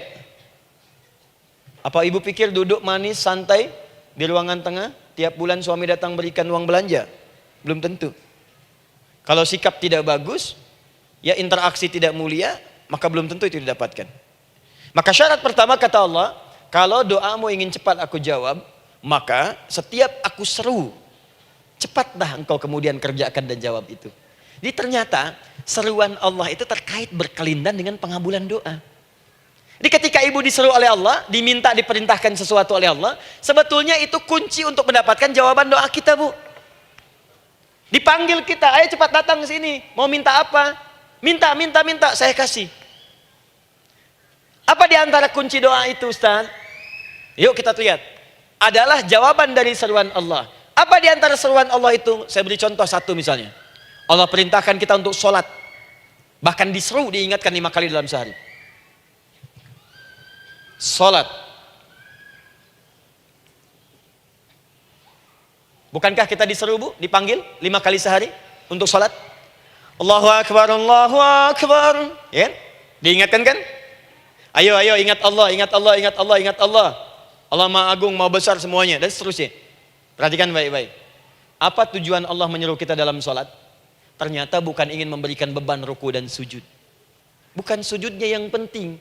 Karena semua makhluk tidak sujud pun tidak akan menurunkan status Allah sebagai Tuhan. Allah tetap Allah, gak ada ruginya. Yang rugi kita, ternyata ketika disuruh sujud, disuruh ruku itu, ternyata yang ditunggu itu bukan ruku sujudnya. Allah nunggu, punya masalah apa? Mau minta apa? Karena itu dalam ilmu fikih, ibu buka semua kitab fikih. Salat itu secara bahasa disebut dengan doa. Nama lain dari doa adalah salat. As-salatu hiya doa. Salat adalah doa. Karena itu semua bacaan dalam salat doa semua. Coba lihat. Baru takbir Allahu Akbar, doa iftitah. Al-Fatihah doa, Bu, jangan dikira Al-Fatihah enggak ada doanya. Nih, nanti saya berikan cepat ya. Ini highlight dulu. Dalam salat itu ada 4 keadaan. Ingat ini baik-baik. Nanti ibu manfaatkan, minimal zuhur lakukan. Ada berapa keadaan? 4. Ada 4 posisi, 4 keadaan dalam salat. Yang kalau ibu berdoa benar, meminta di situ dengan benar, itu seketika akan dikabulkan. Seketika. 1, saat berdiri. 2, saat ruku'. 3, saat sujud. 4, sesaat sebelum salam. Berdiri, ruku', sujud, sesaat sebelum salam. Baik, sebelum saya bahas lebih jauh, saya ingin sampaikan dulu. Jadi ternyata ketika kita diminta oleh Allah menunaikan sholat, itulah cara kita memohon, Bu. Itulah waktu kita meminta. Dan dahsyatnya dalam sehari itu 5 kali ditungguin, Bu. Mana ada manusia di muka bumi ini buka pintu rumahnya 5 kali sehari cuma untuk memberikan apa yang dibutuhkan.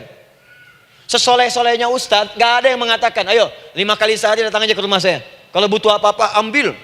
Butuh kulkas, ambil kulkasnya. Butuh TV, ambil. Gak ada begitu. Allah itu maha baiknya, 5 kali sehari dipanggil. Dari subuh sampai zuhur. Kita bangun tidur aja, punya masalah gak? Ayo minta, disuruh sholat 2 rakaat. Dan sholatnya gak usah banyak-banyak, 2 rakaat aja dulu supaya gak ada beban. Itu pun kadang-kadang masih lupa berapa rakaat kita sholat. Ayo sujud, disuruh minta, punya masalah enggak? Terus dari subuh sampai ke siang, dipanggil lagi. Punya masalah lagi enggak? Disuruh zuhur 4 rakaat. Karena waktunya cukup panjang, suruh 4. Ayo minta. Ada masalah apa? Minta sujud kita. Minta mohon. Dari zuhur ke asar, ditanya lagi, ada masalah nggak? Panggil lagi. Ke maghrib sampai ke isya sebelum tidur. Supaya tidurmu enak, masalah nggak ada, tenang, nikmat, nyaman istirahatnya. Ada masalah nggak? Disuruh sholat lagi. Jadi kalau orang paham sholat itu kunci kebahagiaan, dia akan senang menunaikan sholat. Makanya ketika ibu bertanya, kenapa saya sholat? Dijawab oleh muadzin, hayya 'alas shalah, ayo sholat. Kenapa sih sholat? Hayya 'alal falah, yuk bahagia, ayo tenang, yuk dapatkan apa yang kamu inginkan, falah. Jadi kalau orang paham sholat itu menyelesaikan persoalan, tentu orang akan berbondong-bondong semangat untuk menunaikan sholat. Cuman sayang segelintir orang itu menilai sholat sebagai beban. Jadi sebagai kewajiban beban saja, makanya sholatnya nggak nikmat. Karak tadi duhur, ayeuna asar deui. Tuh. Ya bagaimana doanya bisa dijawab? Anda datang pada orang, tapi datangnya dengan marah-marah. Datangnya dengan mencelanya. Ya bagaimana dia bisa memberikan kebutuhan Anda? Anda datang pada Allah dengan niat yang tidak ikhlas. Setelah itu kemudian menggunjingkannya, bagaimana bisa dijawab? Tuntutan tinggi. Tapi datang tidak membawa prestasi, ya bagaimana bisa diberi? Catat tuh, bikin status. Paham ya? Nah ini bagian pertama. Jadi cara pertama, respon kata Allah, seruan Allah. Rumus pertama sholat. Nah sekarang saya ajarkan lagi. Ini belum selesai nih Bu. Ini panjang bahasannya nih. Sampai jam berapa kita? 10 ya? Oh, banyak. Oh, mau sampai jam 5 silahkan. Saya jam 10 selesai. Ya. Lihat sini. Oke, saya punya sekitaran 1 jam kurang ke depan. Saya ingin terangkan sedetil-detilnya gitu ya. Dan saya hanya menyampaikan isi Al-Quran. Quran, hadis, Quran, hadis. Sekarang gini, Ustadz saya sekarang paham. Sholat berarti kunci untuk menyelesaikan masalah. Di sholat saya akan memohon. Sekarang Ustadz, bagaimana cara saya merespon sholat? Kan kata Allah, saya menyeru, respon gitu kan? Kita dipanggil sholat nih, Allahu Akbar, dipanggil. Bagaimana cara meresponnya? Sebelum minta. Awas, ibu ingin datang mengajukan proposal. Datang kepada wali kota, datang kepada gubernur, datang kepada presiden, datang kepada menteri sebelumnya. Bukankah ibu mempersiapkan diri? Penampilan ditata, proposal dibagus-bagusin gitu kan? Yang paling hebat itu kadang-kadang malam-malam latihan depan cermin. Bapak wali kota yang saya hormati. Lihat semuanya tuh. Dan yang paling luar biasa, maaf ya, janjian jam 7 dengan Pak Wali Kota, datang jam 6 ke Balai Kota. Sekarang ibu punya janji dengan Allah. Janji itu sudah diketahui sebelum pertemuannya. Kalau tidak percaya, 5 waktu ini ibu sudah hafal Bu. Ya, bahkan disuruh ngapalin oleh Allah. Buka Quran surah ke-4. Surah ibu, surah mama, An-Nisa. Ayat 103, Quran surah 4 ayat 103. فَإِذَا قَضَيْتُمُ الصَّلَاةَ فَاذْكُرُوا اللَّهَ قِيَامًا وَقُعُودًا وَعَلَى جُنُوبِكُمْ فَإِذَا اطْمَأْنَنْتُمْ فَأَقِيمُوا الصَّلَاةَ. Lihat ujung ayatnya, lihat ujung ayatnya. Inna as-salata kanat 'alal mu'minina kitaban mawquta. Sungguh semua waktu salat itu telah ditetapkan waktunya bagi orang beriman. Itu terjemahan biasa. Kalau terjemahkan pakai ilmu balaghah, sungguh orang beriman itu hafal waktu-waktu salat. Tahu waktunya. Apalagi kalau di waktu itu ibu punya kepentingan pasti hafal. Kalau ibu benar memprioritaskan sholat dan menilai sholat sebagai solusi hidup, menilai sholat sebagai kebutuhan, ibu pasti akan hafalkan itu Bu. Nih ya, ibu dapat bagian arisan nih, bulan ini misalnya. Dan memang bagian jatah ibu, demi Allah saya katakan, sebulan sebelumnya ibu sudah hafal tanggalnya kapan. Bahkan di kalender tuh diwarnain. Papa, bagian mama nanti bulan ini. Tuh. Dicatat semua, di tempat siapa, jam berapa, datang dengan penuh keceriaan dan kebanggaan. Luar biasa. Hanya untuk urusan dunia yang itu habis gitu. Jika dia tidak meninggalkan ibu, ibu yang meninggalkan dia duluan. Sekarang 5 kali sehari semua diberikan, bahkan lebih daripada dunia dan seisinya. Harusnya sih wajarnya dihafalkan waktunya dan ibu hafal. Ayo, subuh jam berapa sekarang? Lihat sini, bukan ke atas. Ditutup tuh. Tuh, sana tuh. Subuh jam berapa? Ayo ngelihat ke sana, 4:43. Zuhur jam berapa? Tuh. asar, maghrib, isya. Itu kan kunci ibadah. Dan kunci ijabah, kunci ibadah, kunci ijabah. Di situ ada pengabulannya. Ini gimana mau minta, waktu permintaannya aja nggak hafal. Gimana mau bermohon, datangnya aja telat. Karena itu, bagaimana cara merespon seruan Allah? Diaturlah di Quran surah kedua ayat 152. Paling kanan sebelah bawah. Quran surah kedua ayat 152. Ibu masih ingat? Bukankah sholat disebut sebagai zikir? Masih ingat? Ya, di surah ke-20 ayat 14. Wa aqimis sholata lidzikri, tunaikan sholat sebagai zikir kepadaku. Sekarang lihat ya. Lihat ketentuan Allahnya. Kalau ibu dipanggil untuk sholat, dipanggil untuk zikir, cepat respon. Ibu cepat respon, Allah pun akan cepat merespon permintaan ibu. Lihat kalimatnya. Fadhkuruni adzkurkum. Fadhkuruni adzkurkum. Kalian mengingat saya, maka saya pun akan ingat dengan kalian. Kalian zikir kepada saya, ingat saya, kata Allah, maka saya pun akan ingat kalian. Di antara makna zikir, salat. Jadi kalau ibu salat mengingat Allah dengan cepat, maka Allah pun akan cepat mengingat kita. Contoh.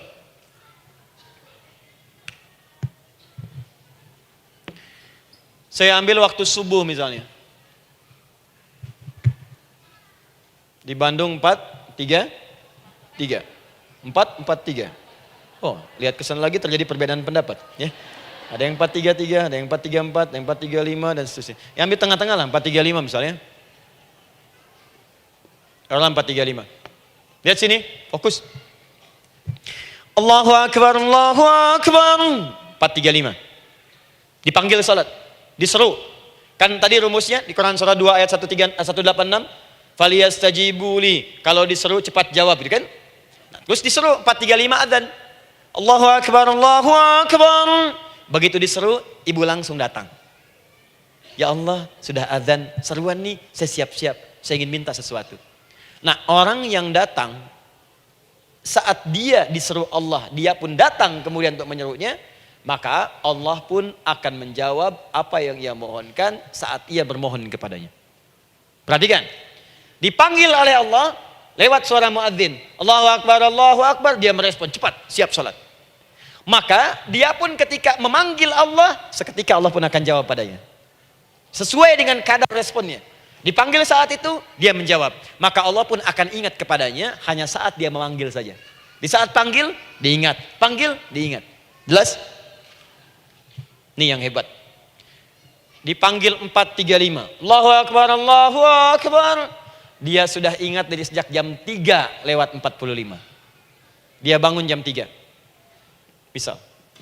Padahal belum dipanggil. Datang. Bahkan Masya Allah, melakukan warming up dulu. Tahajud. Istighfar. Baca Al-Quran sebelum dipanggil. Masya Allah Bu. Ibu mau datang misalnya ke istana. Janjian jam 7, datang jam 6. Di situ ibu kerjakan yang baik-baik dulu. Wah, lihat. Terus kelihatan CCTV kan. Wah, ini orang bagus banget nih. Mulia, bagus. Sampah diambilin, disapu. Kelihatan. Itu ibu belum datang pun udah dipanggil duluan. Ada orang yang belum dipanggil sudah datang menghadap Allah. Tahajud dia, zikir dulu, istighfar dulu. Ini orang, maaf ya, walaupun dia belum memanggil Allah, Allah sudah menyelesaikan semua persoalannya. Di orang-orang yang selalu ingat kepada Allah, walaupun Allah dalam waktu tidak memanggilnya, maka Allah akan mengingatnya sekalipun orang ini belum bermohon kepadanya. Maka ibu nanti akan temukan orang-orang yang langsung diselesaikan persoalannya oleh Allah bahkan sebelum dia bermohon kepadanya. Ada orang yang seakan gak punya masalah Bu. Bukan gak punya masalah, sebab setiap dia punya masalah, masalahnya diringankan oleh Allah. Seakan-akan gak ada beban. Ini indah hidupnya. Enak. Butuh sesuatu, sebelum nyari, datang. Ada persoalan, senyum dikit, selesai. Orang macet mengeluh, bikin status, dia macet malah senang. Dan hatinya dilapangkan oleh Allah. Bayangkan ada janji rapat jam 9, setengah 9 masih macet. Diprediksi di Google akan sampai 2 jam lagi. Yang lain mengeluh, telepon sana, telepon sini, ini. Dia enggak aja, lapang aja. Alhamdulillah ya Allah kasih macet. Morotal, saya mau dengerin surah Al-Baqarah. Buka. Hafalin. Partnernya nelpon. Sampai di mana, akhi? Ini sampai di surah Al-Baqarah ayat 186. Tidak ada yang sia-sia dari Allah. Sabar ya di sana.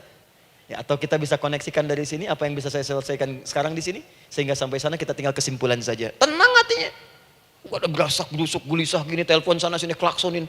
Dasar lampu merah, lama, birunya sebentar. Padahal biru nggak ada, yang ada hijau kan. Jadi kalau sudah begitu enak, Bu. Yang perempuan ada di Quran Maryam. Maryam kan perempuan. Dan Maryam itu bukan nabi, bukan rasul. Ingin memberikan pesan kepada ibu, perempuan dimanapun. Tidak harus jadi nabi supaya doa cepat dikabulkan. Tidak harus menjadi rasul. Ini Maryam bukan nabi, bukan rasul. Tapi dia ini luar biasa. Sebelum dipanggil udah datang. Zikirnya tak terlukiskan. Mohon kepada Allahnya luar biasa. Menjaga diri dari hal yang dilarang oleh Allah. Apa hasilnya? Sebelum diberikan bahkan oleh pamannya sudah ada kebutuhannya. Quran surah ketiga ayat 37. Kullama dakhala 'alaiha Zakaria al-mihraba wajada 'indaha rizqa. Setiap pamannya mau memberikan kebutuhan Maryam sudah ada di dalamnya, Bu. Sudah ada. Itu luar biasa. Mau makan, makanan ada. Mau anggur, anggur ada. Ya. Wah, itu luar biasa, Bu. Jadi bermohon bahkan sebelum waktunya. Sentuhlah ia tepat di hatimu, maka ia akan jadi milikmu untuk selamanya.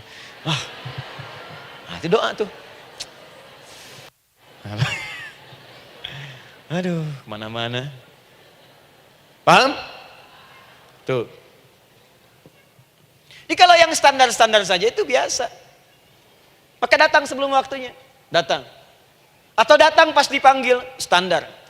Jadi kalau 4.35 adzan, Allahu Akbar, Allahu Akbar. Ibu bangun. Siap sholat, siap sholat. Itu standar. Yang dulu bahagia. Naikin lagi levelnya. Yang celaka itu ya ini nih. Dipanggil 4.35. Baru bangun 5.34.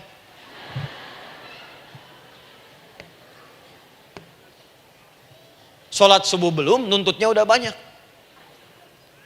Ya Allah, kurang apa lagi aku bermohon kepadamu. Sudah aku meminta sekarang, sholat subuh aja belum. Jadi mana keadilannya? Jadi yang pertama, respon seruan Allah. Disitulah Allah pun akan cepat merespon apa yang kita kemudian butuhkan. Jadi yang pertama lewat sholat ya Bu ya. Ingat sholat. Dan sholat itu tadi dari 4 posisi saya ajarkan yang pertama saja satu. Supaya nggak terlampau panjang ya. Berdiri Bu. Saya ajarkan satu. Setiap ibu dalam keadaan berdiri dan membaca Al-Fatihah. Pada kalimat iyyaka na'budu wa iyyaka nasta'in. Ingat pada kalimat iyyaka na'budu wa iyyaka nasta'in. Maka sertakanlah di hati kita apa persoalan yang dirasakan untuk bermohon kepada Allah. Saya ajarkan cepat. Kalau ibu mau belajar lebih detail, ikuti kajian kami di fikih sholat. Sifat sholat Nabi SAW. Nanti saya terangkan semua dalilnya. Insya Allah sepanjang yang saya ketahui. Baik, dasarnya ini, dasarnya Quran surah ketiga ayat 38 sampai 39. Dan dikuatkan nanti di hadis qudsi. Ibu kenal Nabi Zakaria? Ya kenal ya. Ya selamat lah Bu. Alhamdulillah. Episode ke-15 kenal Nabi Zakaria. Luar biasa. Alhamdulillah. Nabi Zakaria punya persoalan, sudah berumah tangga, belum ada keturunan, fisiknya sudah letih, rambutnya sudah memutih, dan mohon maaf istrinya divonis menopause dan mandul. Secara medis klinis. Apa yang beliau kerjakan? Sholat. Dalam sholatnya bermohon kepada Allah. Perhatikan permohonannya. Qala rabbi habli min ladunka dzurriyyatan thayyibah. Ya hunalika da'a Zakaria rabbah. Qala rabbi habli min ladunka dzurriyyatan thayyibah. Innaka sami'ud du'a. Ya Allah, aku bermohon kepadamu, anugerahkan aku keturunan. Semua mengatakan aku gak mungkin punya keturunan. Hanya engkau yang tidak punya batas dalam pemberian. Engkau pasti mendengar doa saya. Kalau pada yang maha mendengar tidak mengabulkan juga, lantas kepada siapa lagi aku mesti memohon? Doa ini dipanjatkan oleh beliau dalam keadaan sholat. Sedang berdiri dalam sholatnya. Jadi ibu maaf ya, tolong jangan salah berpikir. Semua nabi dan rasul, orang soleh sebelumnya itu sholat. Cuma kita lebih sempurna gerakan dan jumlahnya, sempurna. Orang dulu sholat. Nabi Musa sholat, Quran surah 20 ayat 14. Nabi Isa sholat, Quran surah 19 ayat 31 sampai 33. Nabi Ismail sholat, Quran surah 19 ayat ke-55. Semua sholat. Sholat. Nabi Zakaria saat punya masalah, sholat. Dalam berdirinya minta dalam sholatnya. Dari mana Ustadz taunya beliau minta dalam berdiri dalam sholat? Ayat 39-nya baca. Quran surah ketiga ayat 39. Fanadatsul malaika, maka doanya itu dijawab oleh Allah. Datang malaikat menyampaikan jawaban. Wa huwa qaimun yusalli fil mihrab. Sedangkan beliau masih berdiri dalam sholatnya di mihrab. Masih berdiri dalam sholat. Di dalam sholat itu minta. Makanya semua bacaan sholat itu permintaan isinya. Dan dikabulkan oleh Allah. Anallaha yubashshiruka bi Yahya. Allah kasih kabar gembira, engkau akan punya anak, langsung namanya dari Allah Yahya. Artinya hidup yang mustahil menurut manusia. Lahir dari rahim seorang perempuan yang divonis monopause dan mandul menurut medis. Kata Allah, tidak ada yang mustahil bagiku. Lahir dan hidup dia, Yahya. Kapan terjadinya? Sedang sholat. Kapan saat sholatnya? Berdiri. Nah, yang paling menarik, Bu, umatnya Nabi Muhammad SAW ditunggu oleh Allah 5 kali dalam sehari.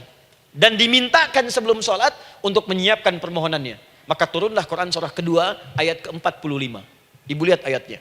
Wasta'inu bis-sabri was-salah. Bahkan ditegaskan lagi.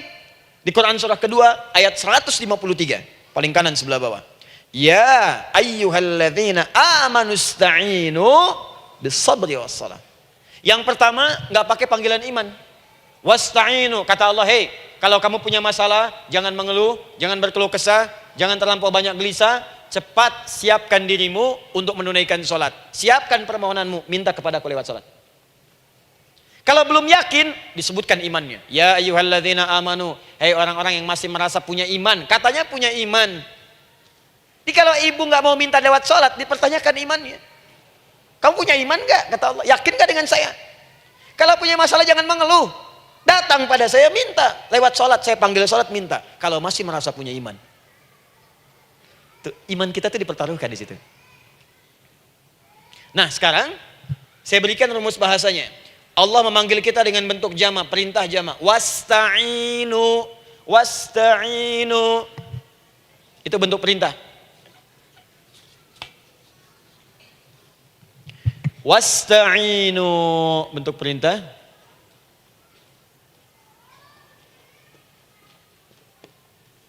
Wasta'inu. Dan jika kalian, perhatikan cara menerjemahkannya, dan jika kalian punya persoalan dalam hidup, punya kebutuhan, maka bergegaslah siapkan dirimu untuk minta kepadaku solusi. Wasta'inu, dan mintalah oleh kalian pertolongan, solusi. Bisabri wassalah. Pertama, sabar dulu. Sebelum sholat, sabar dulu dengan itu. Tahan dulu. Terima dulu. Jangan mengeluh, terima dulu. Nanti dalam sholat minta solusi. Itu maksudnya. Punya masalah sekarang jam 9 lewat. Sabar, tahan dulu. Koreksi diri, istighfar. Nanti zuhur minta. Atau duha sekarang sholat. Datang ke masjid, sholat duha minta. Tahiyatul masjid minta sekarang. Sabar. Ini sabar, terima dulu. Jangan mengeluh, sabar. Ingat, terima, sabar. Karena Allah mustahil memberikan ujian masalah kalau kita tidak sanggup menerimanya. La yukallifullahu nafsan illa. Saya sering katakan, Bu, ya, maaf kalau kalimat ini mungkin kurang berkenan, tapi kalimat ini nyata. Kalau ibu sekarang punya masalah seberat apapun, itu artinya hanya ibu yang sanggup untuk menerimanya. Saya tidak. Betul, karena itu persoalan itu dititipkan kepada ibu, bukan kepada seorang bernama Adi Hidayat. Ibu yang dipercaya. Ya, ibu dipercaya oleh Allah. Kenapa ibu tidak yakin dengan itu? Karena cuma ibu yang bisa mengatasi. Ibu yang mampu, saya tidak. Karena itu dititipkan pada ibu. Kaidahnya, la yukallifullahu nafsan illa wus'aha. Allah nggak akan berikan beban, ujian, masalah kalau dia nggak mampu. Artinya kalau saya nggak mampu, saya nggak dikasih. Ibu mampu, ibu diberi. Jangan mengeluh. Kenapa mesti saya, ya Allah? Kamu mampu. Ya Allah, why me? Why not? Kamu yang bisa. Nah sekarang, wassalah, setelah terima itu, tapi juga jangan terlampau kepedean. Memang cuma saya yang mampu ya, bikin status. Kemudian sholat, kita akan katakan, ya Allah, Engkau perintahkan saya untuk minta tolong. Sekarang saya akan minta kepadamu. Lalu kita katakan, maaf ya Allah, saya sekarang punya masalah, saya ingin bermohon kepadamu, saya ingin minta kepadamu ya Allah. Saya mohon ya Allah. Maaf Bu ya, maaf ya, sebentar. Ibu kalau punya masalah sedikit atau banyak? Banyak. Yang punya masalah ibu saja atau anak juga punya masalah? Kadang-kadang, bukankah anak yang punya masalah ibu yang minta? Bukankah suami yang punya persoalan ibu yang bermohon? Iya kan? Karena itu, kalau kita ingin memohon kepada Allah dengan persoalan yang kompleks mewakili yang banyak, maka pertama kalimatnya diawali dengan huruf na. Berarti kami, kita, semua. Jelas ya? Nah, ibu ingin robah kalimatnya minta tolong. Kata Allah, minta kepadaku pertolongan. Wasta'inu. Ibu ingin robah menjadi bentuk permintaan. Rubah kalimatnya menjadi nasta'in. Nasta'in. Nasta'in.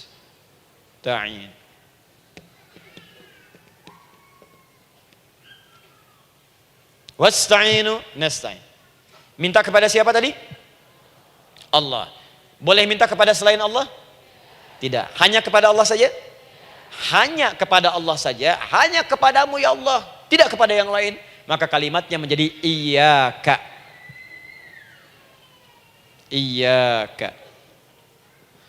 Hanya kepadamu saja ya Allah. Engkau berjanji kalau ada masalah minta aku berikan. Sekarang hanya kepadamu saja ya Allah aku bermohon. Maka kalimatnya namanya iyyaka nasta'in. Sekarang saya tanya kepada ibu, apakah dalam sholat ibu membaca kalimat iyyaka nasta'in? Tuh. Saya mau tanya, ibu bacanya saat ruku atau saat sujud? Berdiri. Gak ada orang ruku baca kalimat ini. Allahu Akbar. Iyyaka na'budu wa iyyaka nasta'in. Berdiri. Iyyaka na'budu wa sekarang saya bacakan hadis qudsinya. Tersambung dari Nabi sallallahu alaihi wasallam. Qala Rasulullah sallallahu alaihi wasallam, qala Allah azza wa jalla. Allah langsung yang berfirman lewat hadis qudsi. Perhatikan bahasanya. Qasamtu shalah baini wa baina abdi. Saya bagi dalam salat itu dua bagian. Antara hak aku dan hak hambaku. Wali abdi ma sa'ala. Dan jika benar hambaku menunaikan kewajibannya dengan baik. Menjaga hak-hak aku. Maka pada saat itu apapun yang dia minta dalam salat aku akan berikan. Apapun. Kapan itu terjadi? Perhatikan kalimatnya. Idza qala al-'abdu. Kalau hamba mulai membaca dalam salatnya. Alhamdulillahi rabbil alamin. Alhamdulillahi rabbil alamin. Qala Allah azza wa jalla, seketika Allah menjawab, hamadani abdi, hambaku sedang memujiku. Ibu ingat baik-baik Bu ya. Ingat baik-baik. Setiap ibu baca Al-Fatihah dalam salat itu Allah memperhatikan dan menjawab bacaan ibu. Tadi masih ingat ketika saya katakan wa idza sa'alaka ibadi anni fa inni qarib, Allah itu dekat. Ya. Wa idza qala al-'abdu ar-rahmanir rahim, kalau hamba melanjutkan ar-rahmanir rahim, qala Allah azza wa jalla, Allah langsung menjawab athna alayya 'abdi, hambaku sedang menyanjungku. Wa idza qala al-'abdu maliki yaumiddin, ketika hamba berkata maliki yaumiddin, qala Allah azza wa jalla, Allah menjawab majjadani 'abdi, hambaku sedang mengagungkanku. Sekarang perhatikan kalimat ini. Wa idza qala al-'abdu, jika seorang hamba berkata iyyaka na'budu wa iyyaka nasta'in, ya Allah, sekarang hamba salat ibadah atas perintahmu. Dan hamba minta ya Allah, hamba punya masalah, hamba punya persoalan, dan kau janjikan minta dalam salat. Qala Allah azza wa jalla, Allah jawab, hadza baini wa baina abdi, inilah perjanjian aku dengan hambaku. Wali abdi, kalau hambaku benar salatnya sampai bacaan ini, masalah apapun yang dia minta sekarang aku akan kabulkan. Dalam berdiri. Cuman sayang, kadang-kadang dalam keadaan ini banyak yang tidak minta. Maka caranya saya sampaikan yang pertama, kalau ibu sudah sampai ke bacaan ini, iyyaka na'budu wa iyyaka nasta'in, sertakanlah dalam hati ibu. Gak usah dilafadzkan. Sertakan ibu punya masalah apa. Atau secara umum minta solusi. Minta. Nabi itu kalau sholat, Nabi SAW kalau sholat, itu kalau baca ayat-ayat Quran, itu seringkali berhenti Bu. Sering berhenti. Kalau dalam ayat doa, beliau berhenti, mohonkan dengan baik. Kalau ayat-ayat surga, minta supaya umatnya ke surga. Ayat-ayat neraka, mohon supaya umatnya dibebaskan dari neraka. Minta. Kesaksiannya banyak. Hudzaifah al-Yamani pernah sholat di belakang Nabi, begitu. Abdullah bin Mas'ud radhiyallahu ta'ala anhu sholat di belakang Nabi, begitu. Ubay bin Ka'ab radhiyallahu ta'ala anhu salat di belakang Nabi, begitu. Di kesaksian mereka sama semua. Makanya seringkali itu enggak sadar, enak salat dengan Nabi itu. Nyaman. Kalau baca ayat surga seakan-akan pengen cepat ke surga. Kalau baca ayat doa berdoa, jadi enggak sadar. Rakaat pertama 100 ayat aja Al-Baqarah. Ya, kadang-kadang lewat ke Ali Imran. Pernah rekornya 5 juz 4 halaman. An-Nisa ayat 176 baru berhenti. Ya walaupun besoknya nggak pada ikutan lagi. Ya, karena merasa ini kapan rukunya gitu. Sekarang atau nanti, sekarang atau nanti. Tapi enak. Nah saya ajarkan satu hal. Kalau kita sampai pada bacaan Al-Fatihah tadi, jeda sejenak bu, rasakan itu, minta. Minta. Setelah itu Allah ajarkan satu lafaz. Kalau lafaz ini benar dibacakan oleh ibu, benar dibacakan, maka seketika doa akan dijawab. Langsung dikabulkan. Apa bacaan itu? Nanti dalam pelajaran selanjutnya kita akan bahas ya, insya Allah. Masih ada waktu? Oh ya, kalau masih kita bahas ya. Masih. Ada sesi mau jawab pertanyaan dulu, diskusi dulu, atau saya teruskan sebentar? Teruskan ya. Baik, kalau kita sampai jam 10, saya jeda sampai ke 9.45. Jadi 15 menitnya kita bisa diskusi ya. Baik.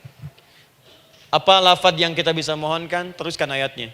Ihdinas siratal mustaqim. Ihdinas siratal mustaqim. Ihdinas siratal mustaqim. Ini Bu, nanti Ibu lihat dalam kajian tafsir yang kami sampaikan, juga dalam kajian fikih salat saya bahas dengan detail. Di sini singkat saja, singkat padat. Ihdina itu, ya Allah berikan kami hidayah, berikan kami jalan, berikan kami petunjuk, tunjukkan kami jalan yang lurus. Kalimat ihdina asalnya dari kata hidayah. Hidayah, jamaknya hudan. Ihdina, berikan kami hidayah, berikan kami hudan. Kalau tunjukkan kami jalan yang lurus, itu terjemahan Bu. Terjemahan. Kalau ibu ingin makna tafsir per huruf, per kalimat, bahkan per harokat, itu semua ada maknanya. Karena semua kalimat Quran itu mukjizat. Ihdina dari kata hidayah, hudan, berikan kami hidayah. Hidayah dalam bahasa Arab itu banyak maknanya. Bisa solusi dari semua persoalan. Bisa jalan menuju kemudahan. Bisa kesuksesan. Bisa petunjuk, banyak. Kalau dikumpulkan namanya hudan. Hudan. Makanya Al-Quran disebut hudan, karena di Quran ada semua. Solusi ada, petunjuk ada, kemudahan ada. Dzalikal kitabu la raiba fi hudal. Al-Quran hudan. Syahrul Ramadan alladzi unzila fihi al-Quran hudan linnas. Isi Quran semua hudan. Di situ ada solusi. Di situ ada petunjuk. Di situ ada kemudahan. Kalau kita ingin minta semua itu, kalimatnya dikatakan fi'il amr lit talab, permohonan dalam bentuk kalimat permintaan. Ihdina, berikan kepada kami hudan. Kalau sudah mengatakan ihdina artinya minta solusi, minta kemudahan, minta petunjuk. Jadi ketika ibu mengucapkan kalimat ihdinas siratal mustaqim, itu artinya ya Allah berikan kepada kami solusi dari masalah yang sedang saya hadapi. Berikan petunjuk dari persoalan yang sedang saya jalani. Berikan kemudahan ya Allah dari kesulitan yang tengah saya hadapi. As-siratal mustaqim, yang lurus, yang gampang. Karena jalan yang gampang itu lurus, gak berkelok Bu. Langsung ke tujuan. Saya mau ke sini jalannya belok-belok, gak langsung kan gak enak. Ibu mau ke satu undangan jalannya belok sini, belok sini, belok sini, belok sini. Kelokan 9, kelokan 7, kelokan 8. Ya. Kan rasanya berliku. Ibu ingin mendapatkan solusi tapi dilempar-lempar ke sini dulu berkelok, sini dulu, sini dulu, sini dulu. Kenapa nggak ibu lurus dapatkan langsung? Dalam bahasa Arab, apalagi kalimat yang fasih, mendapatkan sesuatu dengan gampang, dengan mudah, as-siratal mustaqim, lurus ke tujuan, cepat, mudah. Apalagi ke surga nanti, tunjukkan kami jalan yang lurus, yang benar, hak dari Allah dan mudah didapatkan. Itu maksudnya. Ini bukan sekedar tunjukkan jalan yang lurus, solusi yang mudah, yang gampang, yang cepat. Paham di sini ya? Seperti orang-orang dulu mendapatkannya. Siratal ladzina an'amta 'alaihim. Seperti orang dulu mendapatkan semua kenikmatan ketika mereka bermohon kepadamu ya Allah. Siapa mereka? Ada 4 golongan disebutkan di Quran surah keempat ayat 69. Ada para nabi, orang-orang jujur siddiqin, para syuhada dan orang-orang soleh. Ya, wa may yuti'illaha wa rasul fa ulaika ma'al ladzina an'ama Allahu 'alaihim minan nabiyyina was-siddiqina wasyuhada was-shalihin. Para nabi dulu berdoa, ya Allah, saya ada masalah, dikabulkan. Kita minta ya Allah, sekarang saya berdoa, tolong kabulkan seperti nabi-nabi dulu dikabulkan. Nabi Ayub sakit, berdoa dikabulkan. Kita sakit, dikabulkan. Nabi Ibrahim ada ujian, dikabulkan. Nabi Ibrahim punya ujian dengan anak. Kita ada ujian dengan anak, minta dikabulkan. Anak-anak berselisih, ada yang dendam, yang iri. Seperti anaknya Nabi Yakub. Nabi Yakub berdoa, dikabulkan. Kita minta, dikabulkan. Ada syuhada, berdoa, dikabulkan. Kita minta, dikabulkan. Orang soleh berdoa, minta dikabulkan. Kita minta dikabulkan. Ya Allah, seperti engkau kabulkan doa orang-orang dulu yang melahirkan nikmat, mohon kabulkan kami yang minta sekarang dan mendapatkan kenikmatan itu. Itu maksudnya. Ya, siratal ladzina an'amta alaihim. Siapa an'amta alaihim di sini? Ulaikal ladzina an'amallahu alaihim. Sama persis kalimatnya. Minan nabiyyin was-siddiqin wasyuhada'i was-shalihin. Jadi jangan diartikan sebatas terjemahan. Walaupun di musim haji sekarang itu bisa dipakai. Saya tugas 2010 di Mekah. Ada jemaah kesasar, lupa maktab. Kemudian ingin balik, nggak tahu jalan. Dia ketemu askar. Askar nggak bisa bahasa Indonesia, dia nggak bisa bahasa Arab. Tapi dia hafal Al-Fatihah. Datang kepada askar, dia tunjukkan gelangnya. Pak, ihdinas siratal mustaqim. Tunjukkan saya jalan yang lurus. Tunjukkan gelang. Askar gak bisa bahasa Indonesia. Dikasih bahasa Arab gak paham-paham. Tapi askar ini pun cerdas. Dia tunjuk, dia lihat gelangnya. Oh, maktab sana. Siratal ladzina an'amta alaihim ghairil maghdubi alaihim waladdallin. Lurus, jangan belok-belok. Kalau belok nanti engkau tersesat atau dicaci maki orang. Maghdub ya dicela orang.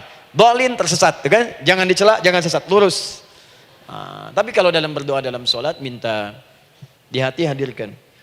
Jelas ya? Nah, itu posisi pertama. Jadi pertama minta lewat sholat. Yang kedua cepat rajin istighfar, Bu. Saya cepat ya, rajin istighfar. Saya ada 7 menit lagi. Ibu rajin istighfar. Astaghfirullah, astaghfirullah, astaghfirullah, astaghfirullah. Itu yang paling singkat. Astaghfirullahaladzim, astaghfirullahaladzim, astaghfirullahaladzim. Itu yang menengah. Astaghfirullahaladzim, alladzi la ilaha illa huwal hayyul qayyum wa natubu ilaihi. Astaghfirullahaladzim, alladzi la ilaha illa huwal hayyul qayyum wa natubu ilaihi. Astaghfirullahaladzim, alladzi la ilaha illa huwal hayyul qayyum wa natubu ilaihi. Itu yang cukup panjang. Ibu rajin istighfar. Orang yang rajin istighfar itu diantara yang disebutkan dalam riwayat-riwayat adalah orang-orang yang cepat dijawab doanya. Hanya dengan istighfarnya. Jadi dia tuh punya keinginan, dia nggak katakan. Jadi keinginan di benaknya dia, terus dia istighfar. Astagfirullah, astagfirullah, astagfirullah. Itu kalau benar rajin istighfar, seketika dikabulkan. Cepat. Ada seorang yang hidup, ini tukang roti. Di zaman Imam Ahmad bin Hanbal. Saya pernah kisahkan ini di beberapa keadaan. Orang ini itu ahli istighfar. Jadi maaf ya Bu ya, bukan istighfarnya pas ada keperluan aja, bukan. Ada ta'lim Ustaz Adi, sab pertama astagfirullah, astagfirullah, astagfirullah, bukan. Besok ada arisan, astagfirullah, astagfirullah, bukan. Jadi bukan ada keperluan, istighfar bukan. Orang ini membiasa istighfar. Jadi setiap mengerjakan apapun dia istighfar. Mau minum, bismillah, astagfirullah, astagfirullah. Dia setiap buka adonan, astagfirullah, astagfirullah. Nah satu ketika, Imam Ahmad itu nggak tahu kenapa, pengen datang ke daerah itu. Ya kalau misalnya ibu tinggal di Cicahem, misalnya kan Imam Ahmad tiba-tiba pengen ke Cicahem aja. Terus karena lelah, mampir ke masjid. Istirahat di dalam masjid. Tiba-tiba kata penjaga masjidnya, DKM-nya, marbotnya, ya Syekh, idhab, pergi, nggak boleh tiduran di sini. Kata Imam Ahmad, saya kan cuma numpang istirahat, nggak boleh keluar. Dan dia nggak tahu kalau itu imam besar. Dan Imam Ahmad itu sudah populer Bu, sangat famous, familiar. Cuman orang kan nggak pernah lihat wajahnya. Dulu kan nggak ada Facebook, nggak ada Instagram, nggak ada handphone, nggak ada apa-apa. Jadi kalau orang terima Ahmad, ya Ahmad aja kemana-mana. Oh, no, Imam Ahmad, dia Imam Ahmad, Imam besar, Imam Syafi'i, Imam besar. Tapi nggak pernah lihat. Sekarang kan udah kelihatan. Ya, udah kelihatan. Sekarang banyak. Makanya orang dulu itu senang begitu tahu, dikasih tahu, Nabi aja ke Madinah Bu, nggak ada yang tahu kalau itu Nabi Muhammad kalau belum pernah lihat. Karena beliau di bawah, Abu Bakar di atas. Abu Bakar kan naik kan, untanya Nabi. Nabi Muhammad pas di bawah gantian tuh di jalan. Orang mengira yang di atas unta Nabi Muhammad. Padahal Nabi Muhammad yang jalan kaki, nggak kelihatan. Makanya responnya bola ketika tahu Nabi, senang luar biasa. Minta doa, minta ini, minta itu. Orang sekarang tidak, karena sering banyak lihat di TV media sosial, begitu ketemu minta foto. Ini lain kisahnya, nggak tahu dia, pergi keluar. Kata Imam Ahmad, ya sudah, keluar beliau, nggak mau ribut, istirahat di luar, di pelataran. Di sini juga nggak boleh. Lihat kalimatnya, barah, keluar, pergi. Barah itu kasar Bu. Begitu kemudian didebat lagi, saya cuma di luar. Rawah itu dari kata roh Bu, itu paling kasar. Artinya keluar dengan roh-rohnya sekalian. Rohnya pun jangan di sini. Ya. Jadi kalau ibu nanti di Masjidil Haram misalnya kan, ada kalimat itu artinya kesel bu askarnya. Ya, keluar. Misalnya, idhabi enti. Nggak mau, saya mau di sini. Ya, Barwa pergi. Sampai ke ruah dengan ruh-ruhnya. Itu artinya ibu disuruh pergi. Ya, bukan jangan mengelak lagi. Ruah. Saya bukan ruah, saya rohayati. Suruh pergi. Pergi. Imam Ahmad pergi tuh akhirnya. Pergi. Di jalan kelihatan ada tukang roti tadi. Begitu kelihatan capek lah dipanggil, Syekh, kayaknya lelah istirahat di sini. Dan tukang roti pun nggak tahu kali itu Imam Ahmad. Begitu istirahat, duduk, kelihatan Imam Ahmad setiap buka adonan, astagfirullah. Bikin lagi, astagfirullah. Imam Ahmad tahu faidah itu. Tapi ingin menguji tukang roti ini, ditanya. Ya akhi, kamu ini kenapa setiap Anda menanam adonan itu, tepung itu, Anda mengucapkan istighfar? Astagfirullah. Perhatikan jawabannya. Wallahi demi Allah, tidak pernah saya beristighfar dalam setiap aktivitas saya, kecuali Allah selalu mengabulkan doa yang saya mohonkan. Di setiap minta, astagfirullah, itu dikabulkan. Cuman satu yang sampai sekarang belum terkabul. Apa itu kata Imam Ahmad? Saya ini selalu bermohon kepada Allah, ya Allah, mohon sebelum saya wafat atau setelah ia wafat, pertemukan saya ya Allah dengan Imam Ahmad bin Hambal sebelum saya yang wafat atau wafat Imam Ahmad. Kata Imam Ahmad, astagfirullah, Allahu Akbar. Itu mungkin yang memperjalankan saya kemari. Tiba-tiba pengen ke sini, sampai diusir keluar dari rumah Allah dari masjid, sampai di sini karena istighfar Anda. Sayalah Imam Ahmad bin Hambal. Astagfirullah. Imam Ahmad ke situ datang. Tolong jangan lakukan pada saya. Salah di hidayat ya Allah. Astagfirullah.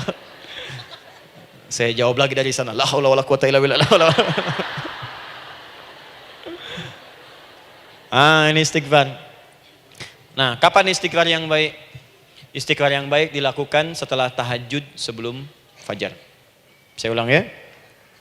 Setelah tahajud sebelum fajar. Dalilnya Quran surah ke-51 ayat 18. Baca dari ayat 15 sampai 18-nya. Jadi ibu kalau mau seperti itu, rajin tahajud dulu bu. Tahajud. Setelah itu biasakan istighfar. Itu latihan dulu, itu baru latihan. Ingat ya, istighfar menjelang fajar di waktu sahar, itu baru latihan. Astagfirullah. Nanti kalau sudah banyak latihan, ibu akan refleks. Mau duduk masuk mobil, astagfirullah. Duduk mau makan, astagfirullah. Ya, kadang-kadang ibu mau ambil handphone, astagfirullah. Itu refleks di lisan kita keluar.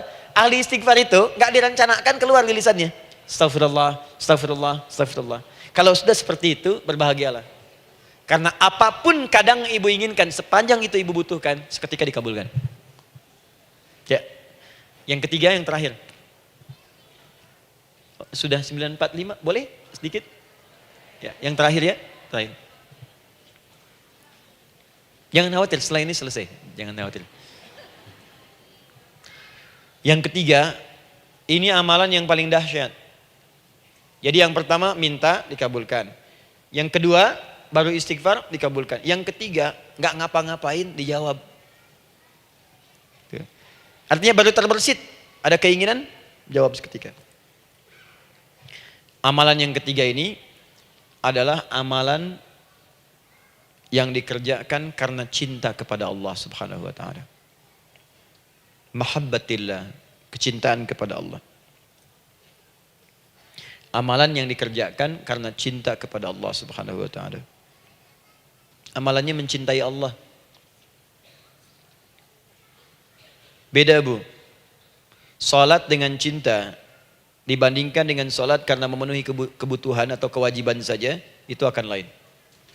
Ibu kalau benar-benar mencintai Allah, maka dalam salat pun persiapannya akan beda. Saya beri contoh gini ya. Dari pakaian akan lain kata Al-Quran. Quran surah 7 ayat 31.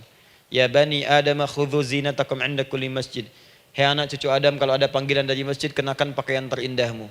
Di orang-orang yang mencintai Allah saat akan sholat, dia akan perhatikan dari pakaiannya. Jauhkan dari yang haram. Terus cari yang paling baik yang dia kenakan. Gak akan sembarangan. Kalau ibu pakai mukena juga cari mukena yang paling indah. Bukan karena pengen dilihat orang. Karena ingin Allah menyaksikan sholat ibu dalam keadaan yang sempurna. Wudu. Wudu tuh hati-hati gitu. Quran surah ke-5 ayat ke-6. Ya ayyuhalladzina amanu idza qumtum ila shalah faghsilu wujuhakum wa aydiyakum ilal marafiq wamsahu bi ru'usikum wa arjulakum ilal ka'bain. Jika ada orang beriman mencintai Allah, mau salat, dia mau wudu, wudunya enggak akan sembarangan, Bu. Cuman basuh. Ya, bagian kepala juga harusnya kepala, dia rambut, takut selesai. Sampai ke kaki cuma disodorkan di keran, beres. Itu sih, anak kecil juga bisa. Orang ini lain. Dia akan pelan-pelan dilihat secara sempurna. Hati-hati, kerjakan karena Allah, karena ingin baik. Kalau orang sholat, hanya kebutuhan saja, maka yang penting dia takbir sampai salam selesai. Tapi ini tidak, dia akan pelajari bagaimana Nabi mengajarkan sholat yang benar. Bagaimana bacaan saya benar. Dia belajar ngaji supaya benar bacaan Fatihahnya. Dia belajar dengan baik supaya khusyuk di dalam sholatnya. Dia pahami satu-satu.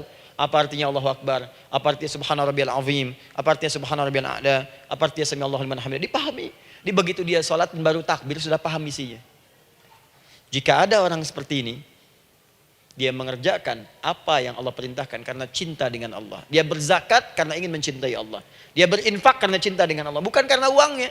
Pokoknya kalau orang cinta itu, Bu, setiap pecinta, dia akan memberikan apapun pada yang dicintai. Walaupun tadi minta. Dan pecinta itu sifatnya, kalau yang dicintainya senang sesuatu, akan otomatis ikut senang. Ibu misalnya senang ya dengan pasangan sebelum menikah. Pasangan senang kucing, ibu akan terpaksa senang kucing. Ibu cinta dengan anak, semua akan diikuti apa yang diinginkan. Seperti itu, cinta itu butuh pembuktian. Karena itu sering saya katakan pada akhwat ya yang belum menikah, yang masih muda-muda belum menikah, cinta itu butuh pembuktian. Jadi jangan percaya kalau ada orang yang bicara di lisannya nggak ada buktinya. Aku akan seperti Dilan membawamu dalam motorku. Katakan padanya, aku tak butuh dengan rayuan kata-katamu. Itu hanya angin surga. Yang kubutuhkan, tuliskan namaku di buku nikah kita. Wah, catat. Itu caranya. Main ke Taman Dilan, cuman boncengan. Seakan dunia milik berdua, yang lain gak ada. Gombal. Udah ya? Jelas? Jadi amalan yang ketiga ini kerjakan karena Allah. Saya mau contohkan satu. Ibu pernah dengar Imam Malik bin Anas? Pernah ya? Gurunya Al-Imam Asy-Syafi'i, Imam Malik bin Anas, lahir di kisaran tahun 94-95 Hijrah. Siap Kang Dan? Wah, ini terakhir nih, saya tutup nih. Benar-benar terakhir, betul-betul. 10 menit lagi kalau ada nanti tanya jawab sedikit. Imam Malik ini, Bu, itu Masya Allah, saking cinta pada Allah dan Rasul, itu tidak pernah, jangankan sholat, dalam beliau memberikan fatwa pun akan mencari pakaian yang paling bagus, paling indah. Dan beliau menjaga adab dalam menyampaikan kalimat Nabi pun itu luar biasa. Sampai satu kali pernah pakai jubah bagus, indah, ada lebah menyengat di kepalanya, sedang menyampaikan hadis, saking hormatnya terhadap hadis Nabi, lebah itu dibiarkan menyengatnya. Enggak mau memutus kalimat Nabi, hadis Nabi hanya untuk mengusir lebah, dibiarkan sampai tersengat. Apa yang Allah berikan kepada beliau? Allahu Akbar. Satu kali singkat berdiskusi dengan muridnya Al-Imam Asy-Syafi'i. Kata Al-Imam Asy-Syafi'i, ya guru, setahu saya rizki itu dicari dulu baru dikasih. Imam Malik lebih tinggi ilmunya pada saat itu. Beliau tahu ada 8 jenis rizki. Ya Syafi'i, ada rizki yang tidak perlu dicari, Allah berikan. Wah, berdebat tuh sampai berpisah. Setelah itu secara singkat Imam Asy-Syafi'i lewat di kebun anggur sedang panen anggur besar. Tiba-tiba tergerak untuk membantu, datang ke situ bantu. Begitu selesai dikasih hadiah anggur banyak, besar-besar, indah, enak, gitu kan? Ketika diberi itu langsung senang beliau. Bukan karena anggurnya, karena merasa pendapatnya benar. Jadi begitu bekerja baru dapat. Dibawalah anggur ini diberikan pada gurunya. Perhatikan adabnya terhadap guru. Jadi kalau ibu adabnya bagus pada guru, keberkahan dapat, ilmunya pun menghunjam di jiwa. Imam Syafi'i nggak merasa benar, tapi memberikan sebuah jawaban dengan adab. Guru, tadi itu ada panen anggur, saya mencoba membantu. Begitu saya bantu dikasih anggur, dikencangkan kalimatnya. Begitu saya bantu dikasih. Dibantu dulu baru dikasih. Kalau saya nggak bantu, saya nggak dikasih. Apa jawab Imam Malik? Imam Malik tersenyum, tertawa. Tabassama dhahika. Masya Allah Syafi'i, bahasa kita. Tadi itu saya keluar mau ngajar, siang-siang terik begini saya kepikiran, ya Allah, kalau makan anggur yang enak-enak, enak banget sekarang ini. Ada anggur sekarang. Tuh. Murid berikhtiar, guru mendapatkan hasil. Setelah itu Asy-Syafi'i naik dan jadi bintang di zamannya sampai kekinian pun luar biasa. Dan mendapatkan barakah gurunya seperti gurunya dapatkan, muridnya pun meraihnya. Itulah 3 cara bagi kita untuk bermohon kepada Allah. Jika ingin dipercepat oleh Allah bisa lewat salat, bisa lewat istighfar, bisa juga dengan menciptakan amalan-amalan atau mengikuti amalan-amalan yang dicintakan atau ditujukan untuk mencintai Allah Subhanahu wa taala. Ibu bisa paham ini? Baik. Kemudian berdoa. Tapi yang jadi masalah, Ustadz ketika berdoa kok belum dikabulkan juga? Apa ciri doa dikabulkan? Seperti apa kita tahu doa kita dikabulkan? Itu mungkin kita bahas di episode yang berbeda insyaallah. Alhamdulillahi Rabbil Alamin Ar-Rahmanir Rahim Maliki Yawmiddin Iyyaka na'budu wa iyyaka nasta'in Ihdinas siratal mustaqim Siratal ladzina an'amta 'alaihim ghairil maghdubi 'alaihim waladdallin Allahumma nahmaduka hamdan syakirin hamdan na'imin hamdan yuwafi ni'amahu wa yukafi'u mazidah Ya Rabbana lakal hamdu wa lakal syukru kama yanbaghi li jalali wajhikal karim wa li 'azimi sultanik Allahumma salli wa sallim barik ala rasulika al-karim نبيك الأمين سيدنا محمد وعلى آله وصحبه وأمته إلى يوم الدين اللهم ربنا يا الغفور الرحيم لا تدع لنا في مقامنا هذا في كل مقام ذنبا إلا غفرته Duhai Allah kami bermohon kepadamu Engkau yang maha pengampun Engkau yang maha penghapus segala dosa Kami mengakui kami berbuat salah Kami mengakui banyak dosa kami kumpulkan Maka kami mohon kepadamu ya Allah Jangan biarkan ada satu orang pun berada di sekitaran majlis ta'lim ini kecuali sebelum ia pulang engkau telah ampuni segala dosa-dosanya. Engkau telah gugurkan dan hapuskan segala dosa-dosanya. Wala hamman illa farajtah. Ya Allah, jika ada satu orang pun di antara jamaah saat ini yang merasakan kegelisahan dalam hatinya, jangan biarkan ia meninggalkan area majlis ta'lim ini kecuali engkau telah tenangkan keadaan hatinya. Allahumma wala maridan illa syafaitah. Jika ada di antara kami yang tengah engkau uji dengan penyakit seberat apapun, maka mohon angkat dan sembuhkan segala penyakitnya. Allahumma wala dainan illa qadaita. Ya Allah, jika ada di antara kami yang berat hidupnya karena lilitan utang piutang, terjebak riba dan sejenisnya, maka mohon ya Allah dengan keikhlasan amalannya, mohon angkat dan berikan rizki terlimpah kepada yang untuk melunasi utang-utang dan terbebas dari lilitan riba dan semacamnya. Allahumma ya arhamar rahimin. Allahumma tubna ilaika min kullil ma'asi. Ya Allah, kami ingin memperbaiki diri kami. Kami bertobat dari segala maksiat yang pernah kami kerjakan. Allahumma asli ahwalana ma yuqarribuna ila ridhak. Ya Allah kami bermohon kepadamu mulai hari ini mohon bimbing kami untuk memperbaiki diri supaya kami bisa lebih dekat denganmu ya Allah. Allahumma asli azwajana. Ya Allah kami mohon sayangi dan perbaiki ya Allah akhlak suami-suami kami. Ya Allah mohon bimbing suami-suami kami jadi suami yang baik, membimbing keluarga menjadi keluarga yang saleh. Allahumma ya Allah, Allahumma arsyad wa asli ya Allah azwajana zaujatina. Ya Allah demikian dengan istri-istri kami ya Allah. Jadikan mereka perempuan-perempuan yang salihah, bimbing menjadi ibu-ibu yang baik. Allahumma abnana, auladana, dzurriyyatina. Allahumma aslih lahum ya arhamar rahimin liyakunu salihin, liyakunu su'ada fid dunya wal akhirah. Ya Allah, anak-anak kami, cucu-cucu kami khawatir berpisah dengan mereka di akhirat nanti. Kami mohon ya Allah, jika memang ada maksiat yang mereka kerjakan karena dosa-dosa kami mohon ampun ya Allah. Perbaiki anak-anak kami, bimbing cucu-cucu kami ya Allah. Jadikan mereka anak-anak saleh, anak-anak yang bisa memberikan mahkota kepada kami di akhirat ya arhamar rahimin. Kami malu dengan anak orang lain yang telah hafal Al-Quran. Kami malu dengan anak orang lain yang telah mampu tahajud. Kami malu dengan anak orang lain yang telah bisa membaca Al-Quran dengan baik. Sedangkan anak kami masih sibuk dengan dunia ya Allah. Kami takut bila wafat tidak bisa memberikan petunjuk kepada mereka dengan izin-Mu. Allahumma ya arhamar rahimin. Allahumma idza kana hunalika baqiyati ayyamina faj'al baqiyata ayyamina ya Allah hayatan thayyibah.